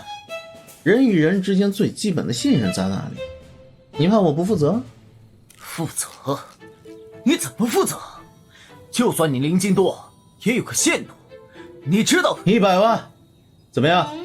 应该够了吧？100万下品灵金，你觉得赔得了吗？如果责任追究下来，我不仅要被逐出药谷山，甚至还要面临严重的惩罚。100万下品灵金，本少怎么可能支出这么点儿？本少说的是中品灵金，100万中品灵金。100万中品灵金，钱公子，这太多了。这只是5级神医城，不需要。让你拿着就拿着，废话哪那么多？其中有50万留给你的，这也算是封口费。那么我就恭敬不如从命了。哼，50万，我全部的家当也不过10万中品灵金，这次遇到财神了。好了，你走吧，没你什么事儿了。是，我这就去安排善后事宜。有钱人没什么，真正厉害的是不将钱当一回事的有钱人。老爷子，你这丹炉不错呀。我过去好歹也是一家之主啊。不知道大哥服用涅槃丹后会有多恐怖？有了我炼制的涅槃丹，保证让你们超出预期。我现在马上闭关炼丹，你们就瞧好吧。爷爷，您觉得这个钱太多是个什么来头？05大陆势力分3流9等，例如轩辕家就是3流势力，落日城4大家主算是不入流。这个钱太多，从他挥霍灵晶的程度看，起码是1流势力出身。有没有可能是霸主级势力？我的好孙子，霸主级势力嫡系，这种少年都活跃在中级域，不会跑到南域土一个小城的，更别提修为不过灵劫境2重天的人了。此人年纪和我差不多，已经有灵劫境修为，还不过如此。这样说来，我岂不是一无是处？你这个臭小子，得了便宜还卖乖，你是寻常灵丹境能比的吗？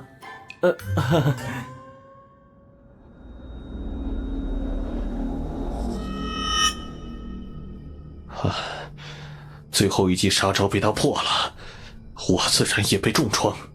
还好，虽然伤势不轻，但没有伤到根本。这2个月好好休养，就能够恢复到巅峰状态。此人并不好对付，这段时间不要去找这个人，想着什么找场子。照顾好老三，确保勇武学院考核顺利。可是老四，听老大的话，现在我们要做好万全准备，而不是将心思放在这个人身上。上面要是怪罪下来，我们能够承担得起。二哥不说，我都差点忘了。如果坏了事儿，我们兄弟估计他也会参加考核，到时候再找回场子。好了，让老三好好休息，这2个月大家就一起好好努力，准备准备吧。他当时没用刀，没有使用任何武器，我觉得那并非是他全部的实力。我炼制出来了，3枚改良版涅槃丹。等等，钱兄你要去干什么？啊？涅槃丹炼制出来，自然就是闭关服用丹药啊。我大哥说过，如果涅槃丹炼制出后，你和西花最好跟他同时服用，并且在他身边一起炼化药力，这样效果才会最好。既然石大哥都这么说了，那我们快去找他吧。大哥，我们来了。为什么一定要在你身边同时服用丹药，一起炼化药力？你小子就不用多问了，到时候你自然也就明白了。大哥又卖关子，莫非是大哥关久了受够一个人，就连修炼都想要有人在身边陪着？你们2人到我身边，先将丹药服下。这个丹药看起来和普通的涅槃丹很不一样啊。放心吃吧，我钱太多炼制的丹药，保证不是凡品。准备好，开始了。好浓郁的灵气，我也感觉到了四周灵气如同飓风一样朝着这里汇聚过来。如此浓郁纯正的庞大灵气不断汇聚在他们身边，怪不得石大哥提出让钱太多和西花在他身边服下丹药，炼化涅槃丹药力。怎么这种事情轮不到我呢？可惜一生之中只能服用1枚涅槃丹，而且只能灵丹境和灵结境服用有效，不然等我灵界境再服用1颗，岂不是美哉？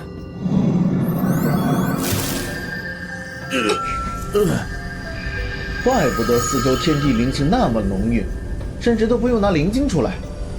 石大哥到底是什么人，竟然吸来了如此磅礴灵气？妖族，竟然是妖族！爷爷，钱兄，你们知道妖族？曾经从老友的口中听到过，世间原本有异于我们的妖族存在，完全不同于灵兽，却有着一些特征的种族。倒是没想到，有生之年竟然能看到妖族。你早就知道，你这个结拜大哥其实是一名妖族。我希望你们不要将大哥是妖族这个身份泄露出去，毕竟你们有所了解，都这般震惊。因此，爷爷和西花可以相信，但钱太多却不知道真实意图，不知会不会把这个消息说出去。先提防着点好了。太恐怖了，太恐怖了！我出去看到，不仅仅整个神医城，甚至临近3星城一大块区域，天地灵气已经完全被抽空。石大哥曾经修为强横，现在虽然被削弱，但经脉和丹田肯定没有变化，能够容纳的灵气自然海量。但再怎么海量，将这一广大区域天地灵气全部抽光，这是何等惊人！单单这一大片范围灵气完全抽光，就已经从侧面说明石大哥战力到底有多恐怖。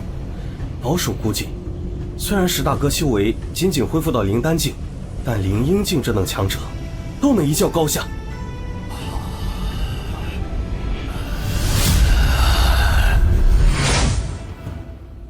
这丹药倒是不错，一下子没有控制住，让你们看到原形。石大哥，你放心，我们不会说出去的。不过，你真的是传说中的妖族吗？你这个小娃娃还知道妖族？那你又知道多少？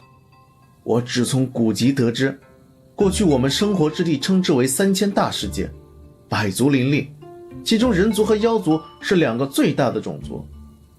那是何等精彩纷呈的世界，可惜也只能从古籍中有所了解。整个世间能看到的就只有人族而已。距离勇武学院考核前2个月，我们不适合继续待在神医城，应该另外寻找一个去处。就待在这安心修炼吧，跑来跑去干什么呀？大哥，这一片天地灵气都被你完全抽光，等到完全恢复，最快也得1年半载，还怎么修炼？哼，太久不想事情，脑子都反应慢了。我知道在前往勇武学院的必经路上有一个遗迹，除了我家里没人知道。估计那遗迹中已经没什么东西了吧？那还有什么好去的？非也非也，这个只是一个小遗迹，我所知道的小遗迹还有不少，不过都被家里掌控着，没有去探寻。怎么可能？就算是小遗迹，其中财富也不俗啊，那都是巨变前留下的，怎么会不探寻呢？那是爹娘留给我的，好让我没事进去玩玩寻宝什么的。这个家伙到底是哪个势力出来的？简直极品！既然如此，那我们出发吧。我们在这里只用再走4天，就可以抵达勇武学院了。到时候我们提前5天出发，肯定能准时参加考核。先别说学院了，都出发好几天了，怎么一届还没到啊？其实我们已经快到了，你们看，就在前面那个湖泊处。好了，我们到了，只要将修为气息压制在灵机境2重天，就可以穿过这个幻阵，进入遗迹。这个遗迹隐藏的还真深，到底是怎么被发现的？家里一个灵机境2重天的武者，为了躲避灵兽，躲到这个密林洞穴，偶然间发现的。这要有多巧合才能发现？遗迹当中可有什么阵法防御？我依稀记得报告上说，这个遗迹中有不少战灵。爷爷，你们说的战灵是什么？所谓战灵，是依靠阵法将天地灵气凝聚在成身，用来守护之用。阵法的强度、战灵修为的高低，凭借这2点，便可以表明这个遗迹到底多重要，其中有何等宝物。那这些战灵修为如何呀？这个小遗迹挺特殊，里面战灵修为不定，似乎根据来人修为改变。这个地方利于你们锤炼自身，老夫便不进去了。我也不进去了，此处洞穴凉快惬意，我正好睡上一觉。那就我们3个探险了，走吧。喜欢，咱们也跟上吧。我们一起进去。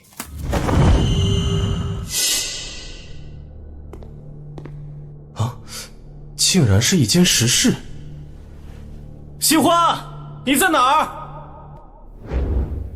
哎，长哥呢？你难道没有看到长欢？他明明和我一起进来的。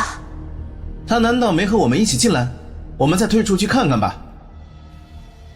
你们2个怎么又回来了？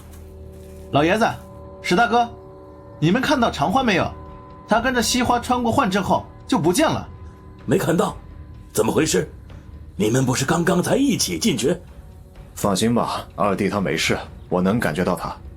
石大哥，长欢他人去哪里了？我也不知道为什么，二弟一穿过幻阵，忽然瞬移一大截距离到了遗迹深处，估计有什么变故。但以这小子的能力，你们就放心吧。周围的气氛感觉有点沉重，还是提前做好防备吧。耶，那里的4个石碑上面好像有什么文字。横扫千军，好强的战绩，真是神奇。只是看到这战绩的名字，战绩的内容就源源不断传入脑内，让人心领神会。啊，什么东西？来得正好，让我试试这上面的战绩威力如何。横扫千军，厉害！这横扫千军在收刀时暗藏3重力道，甩出时3重力道同时爆发，威力更甚。这就是战灵，跟鬼一样。可恶，这些战灵追得好紧。啊，第2块石碑上也有战绩出现了，雾里看花。好，就用它们试试。鬼东西，不要逼人太甚。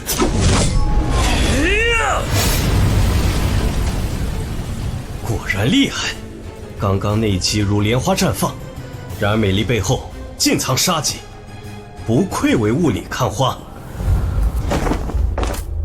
不过无论是开始的横扫千军，还是这个雾里看花，不是战绩也不是神通，倒更像一种使用灵气的方式，玄之又玄。哼，真是不给我休息的时间呢。不过这次石碑上出现的又会是什么？好刚猛的刀法，让我来试上一试。力劈开山。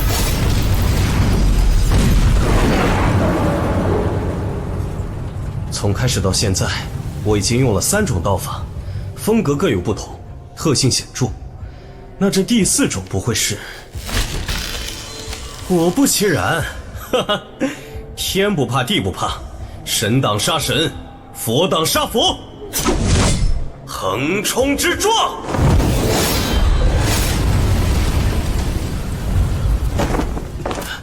此种刀法果然凌厉，不过这样疯狂打法，自身也会受创。还好在我的刻意控制下，并没有伤筋动骨，只是皮外伤而已。这4种刀法果然神奇，横扫千军，正气凛然；雾里看花，刁钻古怪；力劈开山，大开大合。横冲直撞，凶狠疯狂。哼，这4种使刀法门，正好一对应仙、魔、佛、妖4大道。那些战灵倒是不再出现了，正好趁此机会修炼一下，恢复灵气。此子正适合我的刀道，他学我百战刀道，速度极快呀。得了吧，伪君子，没看到人家学缥缈刀道已然神似。哼，你那狗屁百战刀道，傻子一看就知道你怎么出招，有屁用！哼，多说无益，这小子到底算不算是一个好的传人？再试一试便知。靠，玩老子！这次怎么来了这么多？而且此次凝聚的战灵修为有着灵丹境9重巅峰。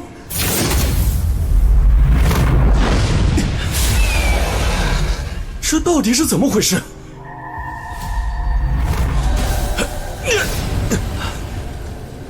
靠，坑老子！这究竟是什么鬼地方？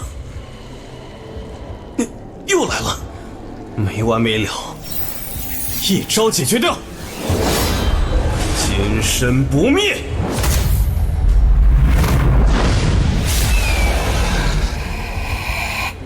什么？竟然还可以重新凝聚？这是要玩死老子啊！惊艳一刀！怎么又回来了？怎么回事？斩出去的灵气又回到我身体里了。遮天手！什么？连遮天手的灵气也尽数退回身体了。什么叫做作茧自缚？什么叫不作死就不会死？我可算懂了。除了石壁上那4种刀法，任何战技神通都不能在这个石室当中使用。既然如此，那爷爷我就只用刀法。想要玩，那就好好玩玩。雾里看花，横扫千军，横冲直撞，哈哈哈，痛快，痛快！此子了不得啊！他到底怎么做到的？同时感悟你我二人的刀道。我有一个想法。不用你多说，我也想到了。这小子灵气消耗太多，可以停止阵法，跟他见见面了。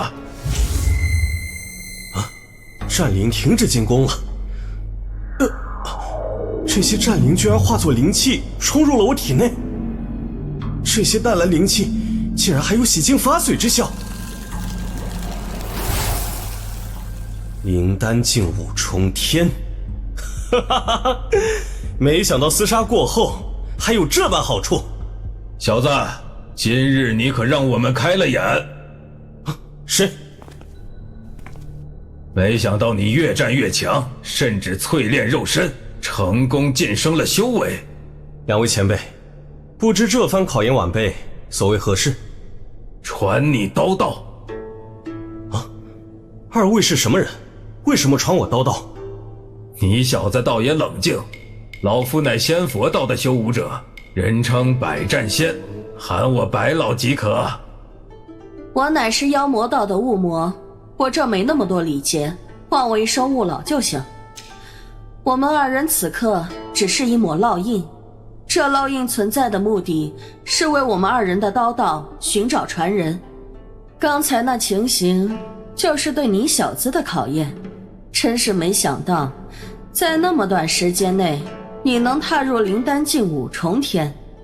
说来，你们说的所谓刀道到底是什么？你们不也是仙魔佛妖四大道的武者吗？小子，修炼之道和修炼之路哪能一概而论呢？修炼之道，修炼之路，这两者之间难道还有什么区别？所谓修炼之道，无非仙魔佛妖四大道。形象点来说，就像我们修炼者前行的道路各有不同。那刀道和四大道又有什么不同？会不会彼此有冲突？小子，仙魔佛妖四大道是修行大道，所谓刀道却是你如何走这道路的方法。如擅长控火的仙修武者，就是以火行之道来走仙道之路，刀道就是以刀来走你今后的路。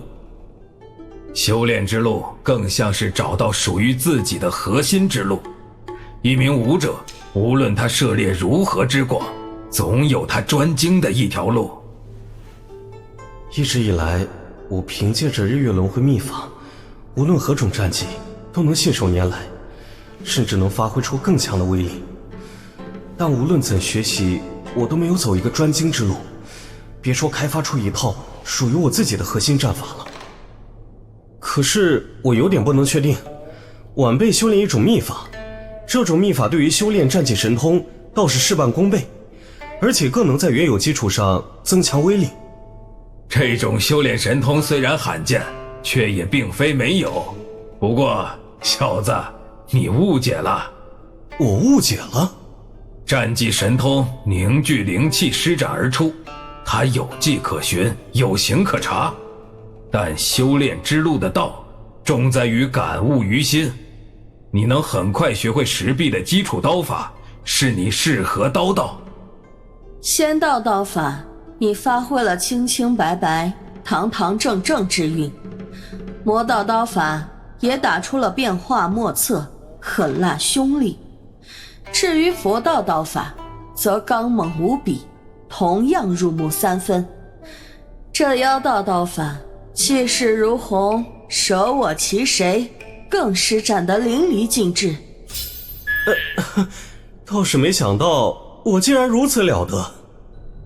你修炼的神通乃仙道之流，肉身乃佛道之流，气息乃妖道之流，天资之高已经骇然听闻，能领悟这3道刀式合情合理。但我不明白的是，你身上毫无魔道痕迹，怎么还能领悟魔道刀式？我刚刚得到轮回刀式，被魔性侵蚀，至今心有余悸。现在能够领悟魔道刀式，很有可能和这段经历有关。这真是一次天大的机遇，单单石碑上的基础道法就让我受益无穷。更重要的是，还能找到属于自己的核心战法，找到今后修炼之路。这遗迹是以前我们偶然存留下来的，目的就是想借助遗迹传承衣钵。我们本来打算各自挑选一个传人，可没想到在机缘巧合下，你竟然能够同时走仙、魔、佛、妖4大道。怎么样，小子，愿意做我们的传人吗？晚辈能传承2位前辈的衣钵，实在是荣幸之至。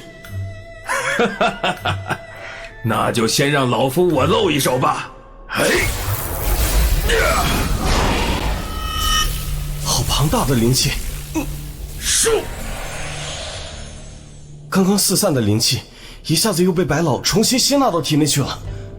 正如你所见，今后我会教你如何精确掌控灵气，不仅能够减少消耗，更能提升威力，对修炼速度也有帮助。魔性是阴暗面，能激发出内心的狂暴，如果正确使用，会使战力大增。我会教你魔道心境修炼之法，控制自己，去除戾气，发挥出最强战力。保持自己的气势，才能发挥出最强的攻势。为势一线，想要再次积蓄，就要比原本更难。学会控制，才能保持威势，始终在巅峰状态，收放自如。我在尽力。此子真是旷世奇才呀！没想到你我只是稍加点拨，他便立刻就能掌握道法中的精髓。你说，这个小子仙魔妖佛4大道同修，而且掌握4大刀道，他一旦成长起来，会让那帮家伙多轰动！轰动？那是自然，估计那帮家伙会羡慕死我们。承蒙2位前辈赏识晚辈，传授自身绝学，我偿还发誓，有朝一日定然为你们报仇雪恨，了却你们的愿望。报仇雪恨，遗愿？你小子说什么呢？还没学到本事，就咒我们死啊？我们2人只是被陷害，困在了一个地方。当初我们过于相信他，导致被困在什么地方，我们都不知道。旧事暂且不提了，遗迹外似乎有和你一道而来的人，我先将你传送出去，告知他们，随后与我们在这里闭关。1个月后，我们就要彻底消失了。交代完之后，你再次进入遗迹即可。啊？1个月后？长欢出来了。长欢，你跑到什么地方去了？知不知道吓死人了？好了，我这不是回来了吗？常大哥，你真没事吧？怎么进了遗迹就消失了？你这个臭小子，还真不让人省心呐！二弟貌似机遇不小啊，好事。看你现在这个样子，应该是找到修炼之路了。看来这个遗迹不简单啊。什么修炼之路？你是怎么知道的？你们如果仔细体会，也会有所发现。二弟浑身锐芒，有所内敛，气息不再杂乱，如长刀出鞘，厚实而又尖锐。这些变化都是之前没有的。在遗迹当中，孙儿得到一种传承，接下来必须要闭关1个月的时间。结束之后，咱们刚好来得及前往勇武学院。闭关1个月？怎么回事？这次出来只是和你们报个平安，好让你们安心。具体情况等我出来再和你们细说。既然你已经和外面的朋友打好招呼，接下来这1个月的修炼绝不能分心。两位前辈请放心，我一定全力以赴，以报两位的教导之恩。刚刚我们也讨论了一下，发现只有实战才是快速提升的好办法。与千余战灵厮杀后，再配合凝聚战灵的灵气，能快速提升你的修为。与千余战灵厮杀，这不是要了我的命吗？小子，准备好了吗？接下来我们可不会留情啊！哼，被杀了这么多次还不长记性吗？看刀！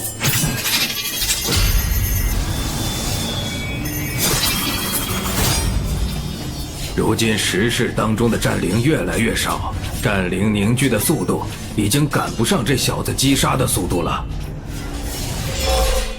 灵气包裹在刀身之上，凝而不散，威力充分集中，滔天杀意，逆天魔性。怎么回事？我体内的威势骤然攀升，发出轰鸣声响，突破了！我晋升到灵丹境第9重了。您小子真是刻苦，这1个月的修炼可谓是废寝忘食，1分1毫的时间都不浪费呀。魔道心法你已经完全掌握，但你要记住，魔是魔，不是邪魔，亦不是妖魔。切记，肉身不仅是本身，还要学会运用和控制，最重要的是秉承本心。后面的路就要靠你一个人走了。两位前辈的教诲之恩，常欢没齿难忘。我们心愿已了，是时候离开了。两位前辈，请前辈放心，你们的刀道我一定会发扬光大。若有机缘，不管多艰难，一定会救2位出来。让大家久等了。常欢，你怎么了？想说什么便说吧。感觉你变化好大，整个人仿佛在迷雾当中，根本就看不清楚，甚至连你的修为都没办法感知。我可是潜心修炼了1个月，自然会有所收获了。二弟，看来你已经接触到修炼之路，明白这大道要走是需要一个走法。大哥，有2个人，我想向你打听一下，不知道你听过没有？是和你这次的机缘有关吗？说不定我听过。正是，此2人在遗迹内留下烙印，传授了我刀道，分别叫百战仙和雾魔。我的好二弟啊，你这机缘简直是逆天了。他们2人可是20余万年前的人物，初次大道巅峰势力就是他们创立，只是后来2人飞升，所创造的势力都渐渐衰弱，不复当年。此事说来话长，我们赶路要紧，路上再和你细说。这么多强者，看他们个个不足20岁，身上却散发着灵丹境的气息。南姑所言不虚，以这个架势来看，估计会有不少惊世奇才。看来在考核当中定然能够痛快打上一场。天才吗？哼，倒是不知道我算不算是天才。这就是永武学院，果然鬼斧神工，单看大门都比别的寻常势力气派得多。是啊，不愧是南域土的霸主，果然非同凡响。考核马上要开始了，我们进去吧。前面怎么围了那么多人？我们过去看下。哎，听说正式考核之前还有3种阵法要过，过不去就没有资格参加正式考核。这么严格？欢迎大家来到勇武学院，所有参加勇武学院考核之人，首先要过基础考核。过道上有3重法阵，第1重法阵测年纪，第2重法阵测修为，第3重则会有压迫之力，测资质和毅力。过此3关才算通过考核。祝你们接下来好运！考核开始。第1重阵法测年纪，顺利通过屏障算是通关，超过30岁的就别想着蒙混过关了。大哥，你的年纪起码也有5000岁以上了，我看着第一关。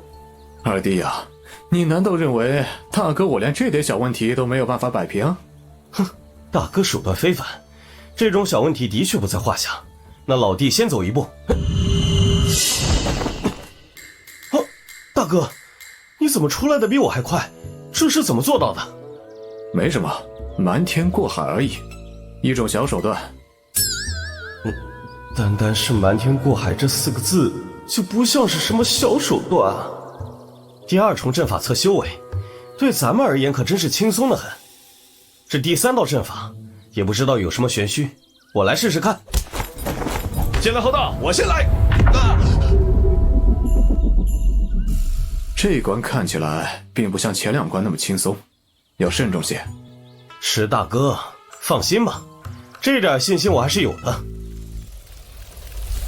啊，这里面竟然是一段结界空间！什么？这威压怎么突然增强了？不过还好我基础扎实，刚刚的威压只是灵丹境基础，看来通过这第3关是十拿九稳了。这股威压还真特别，对肉身如高山压顶，对于灵气则有着束缚作用。这个小子，才多久时间，竟然就有了灵丹境9重巅峰？我倒想看看，他这段时间有多少进步。先把威压增加1倍，看下这小子的承受能力。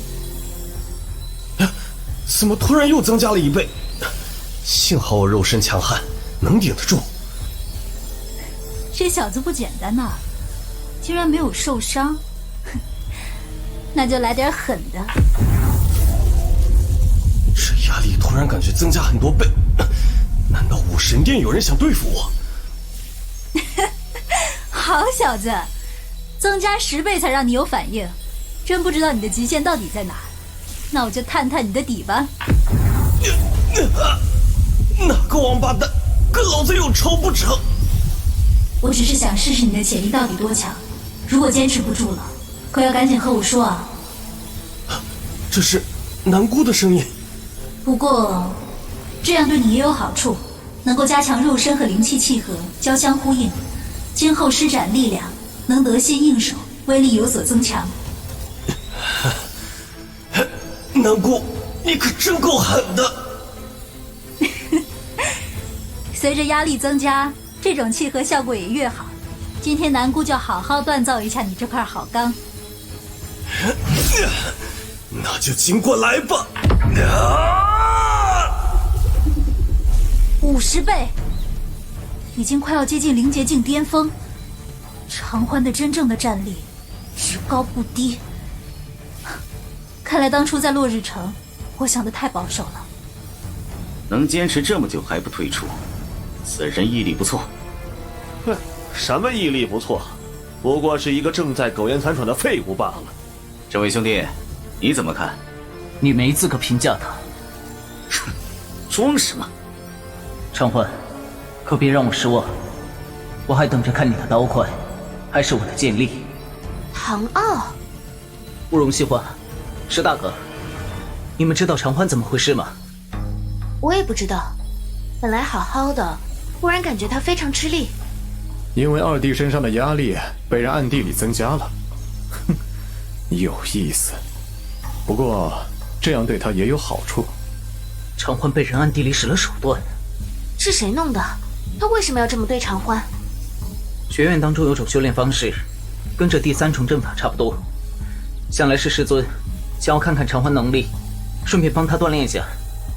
原来是这样，真是吓我一跳。没有任何事情是我长欢做不到的，南姑你等着瞧好吧。嘿呀！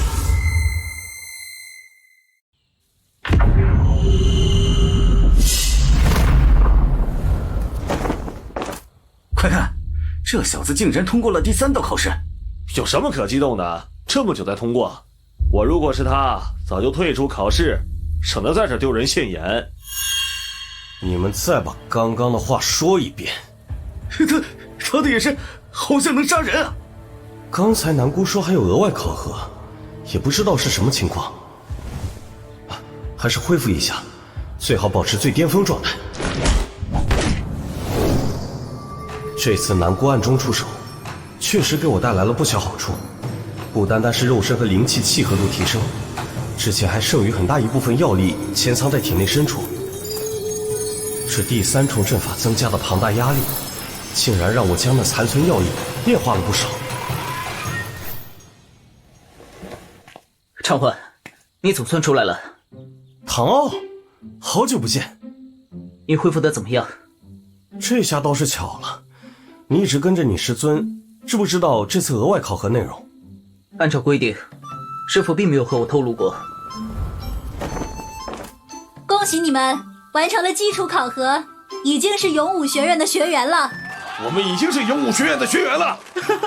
进入南域土第1势力，以后就有靠山了。安静！想必不少人知道，在基础考核后有一场额外考核。关于其中细节，我只说一遍，你们仔细听好。这次额外考核在学院内一个秘境当中举行，考核时间为5天，每个人身上都会佩戴一枚玉牌。当玉牌离身，将会被传送出秘境，算作淘汰。最终判分时，淘汰之人计算滞留秘境时间，而未淘汰之人则计算玉牌数量。修炼点就像是勇武学院中的特殊货币，能够兑换各种需要的东西，丹药、灵气、战气神通、灵晶等。有点意思，这个规定很灵活呀。而这次额外考核所获玉牌，可以10倍兑换成修炼点。秘境之门开！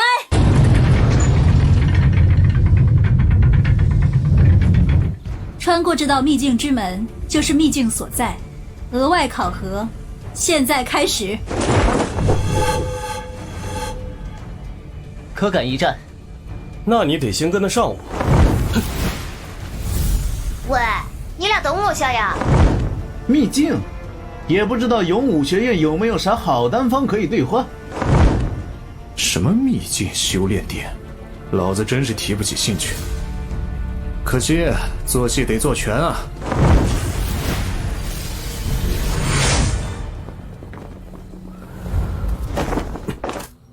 哦，这里的风景还挺美，有人来了。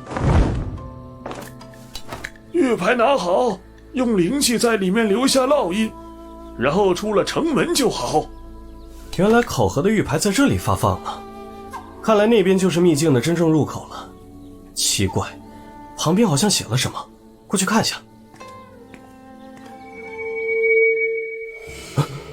竟然有人在偷偷跟踪我，看来把我当做软柿子了，有点意思。那就让我在秘境里会会你。哼，这等废物还能进入秘境？乖乖给我奉献玉牌吧！这里古墓如同高塔，高耸入云，还真适合偷袭。也不知道西花塔……算了，纵然是我的女人，也不可能永远护在身后一辈子。有时让她去独当一面，反而更好。跟了这么久，也该出来了吧？废物还挺机敏。哦，你跟着我是想要抢我的玉牌吧？小子，看来你算是富有的，交出个100万下品灵金，恭敬地服侍我，我带你撑过这5天，如何？有意思，抢我的灵晶还想让我服侍你？抱歉，你挑错对象了。也不妨告诉你们，第3重阵法中，有前辈暗中给我增加了试炼难度。林丹境，九重，难道对方竟然在学院有后台？不想死就留下玉牌，滚！他的气势太强了，好汉不吃眼前亏。今天算我认栽，玉牌给你。这些玉牌一旦灌入灵气，就会出现一个10字。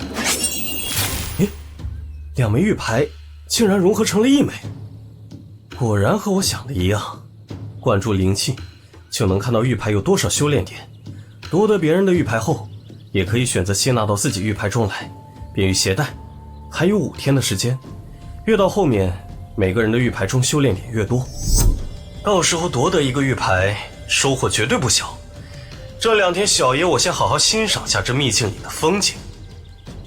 这个小子，算盘打得还挺好。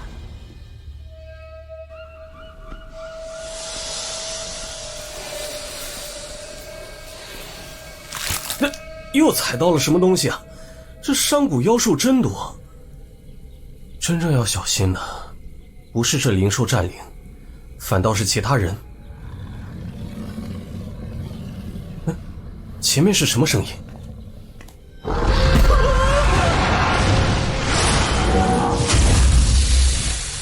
多谢公子。这人身手不凡，不知道是敌是友。兄弟毅力非凡，居然能坚持到此地，佩服。不敢当，在下常欢，不知道这位兄弟是白罗天。相识便是有缘，可惜我得先行一步，不然可害了你。这是担心我被级别太高的灵兽占领攻击应付不了被淘汰吗？哼，彼此有缘，不如一同边聊边走。好快的速度！哼，看来在下眼拙，长兄非常人呐。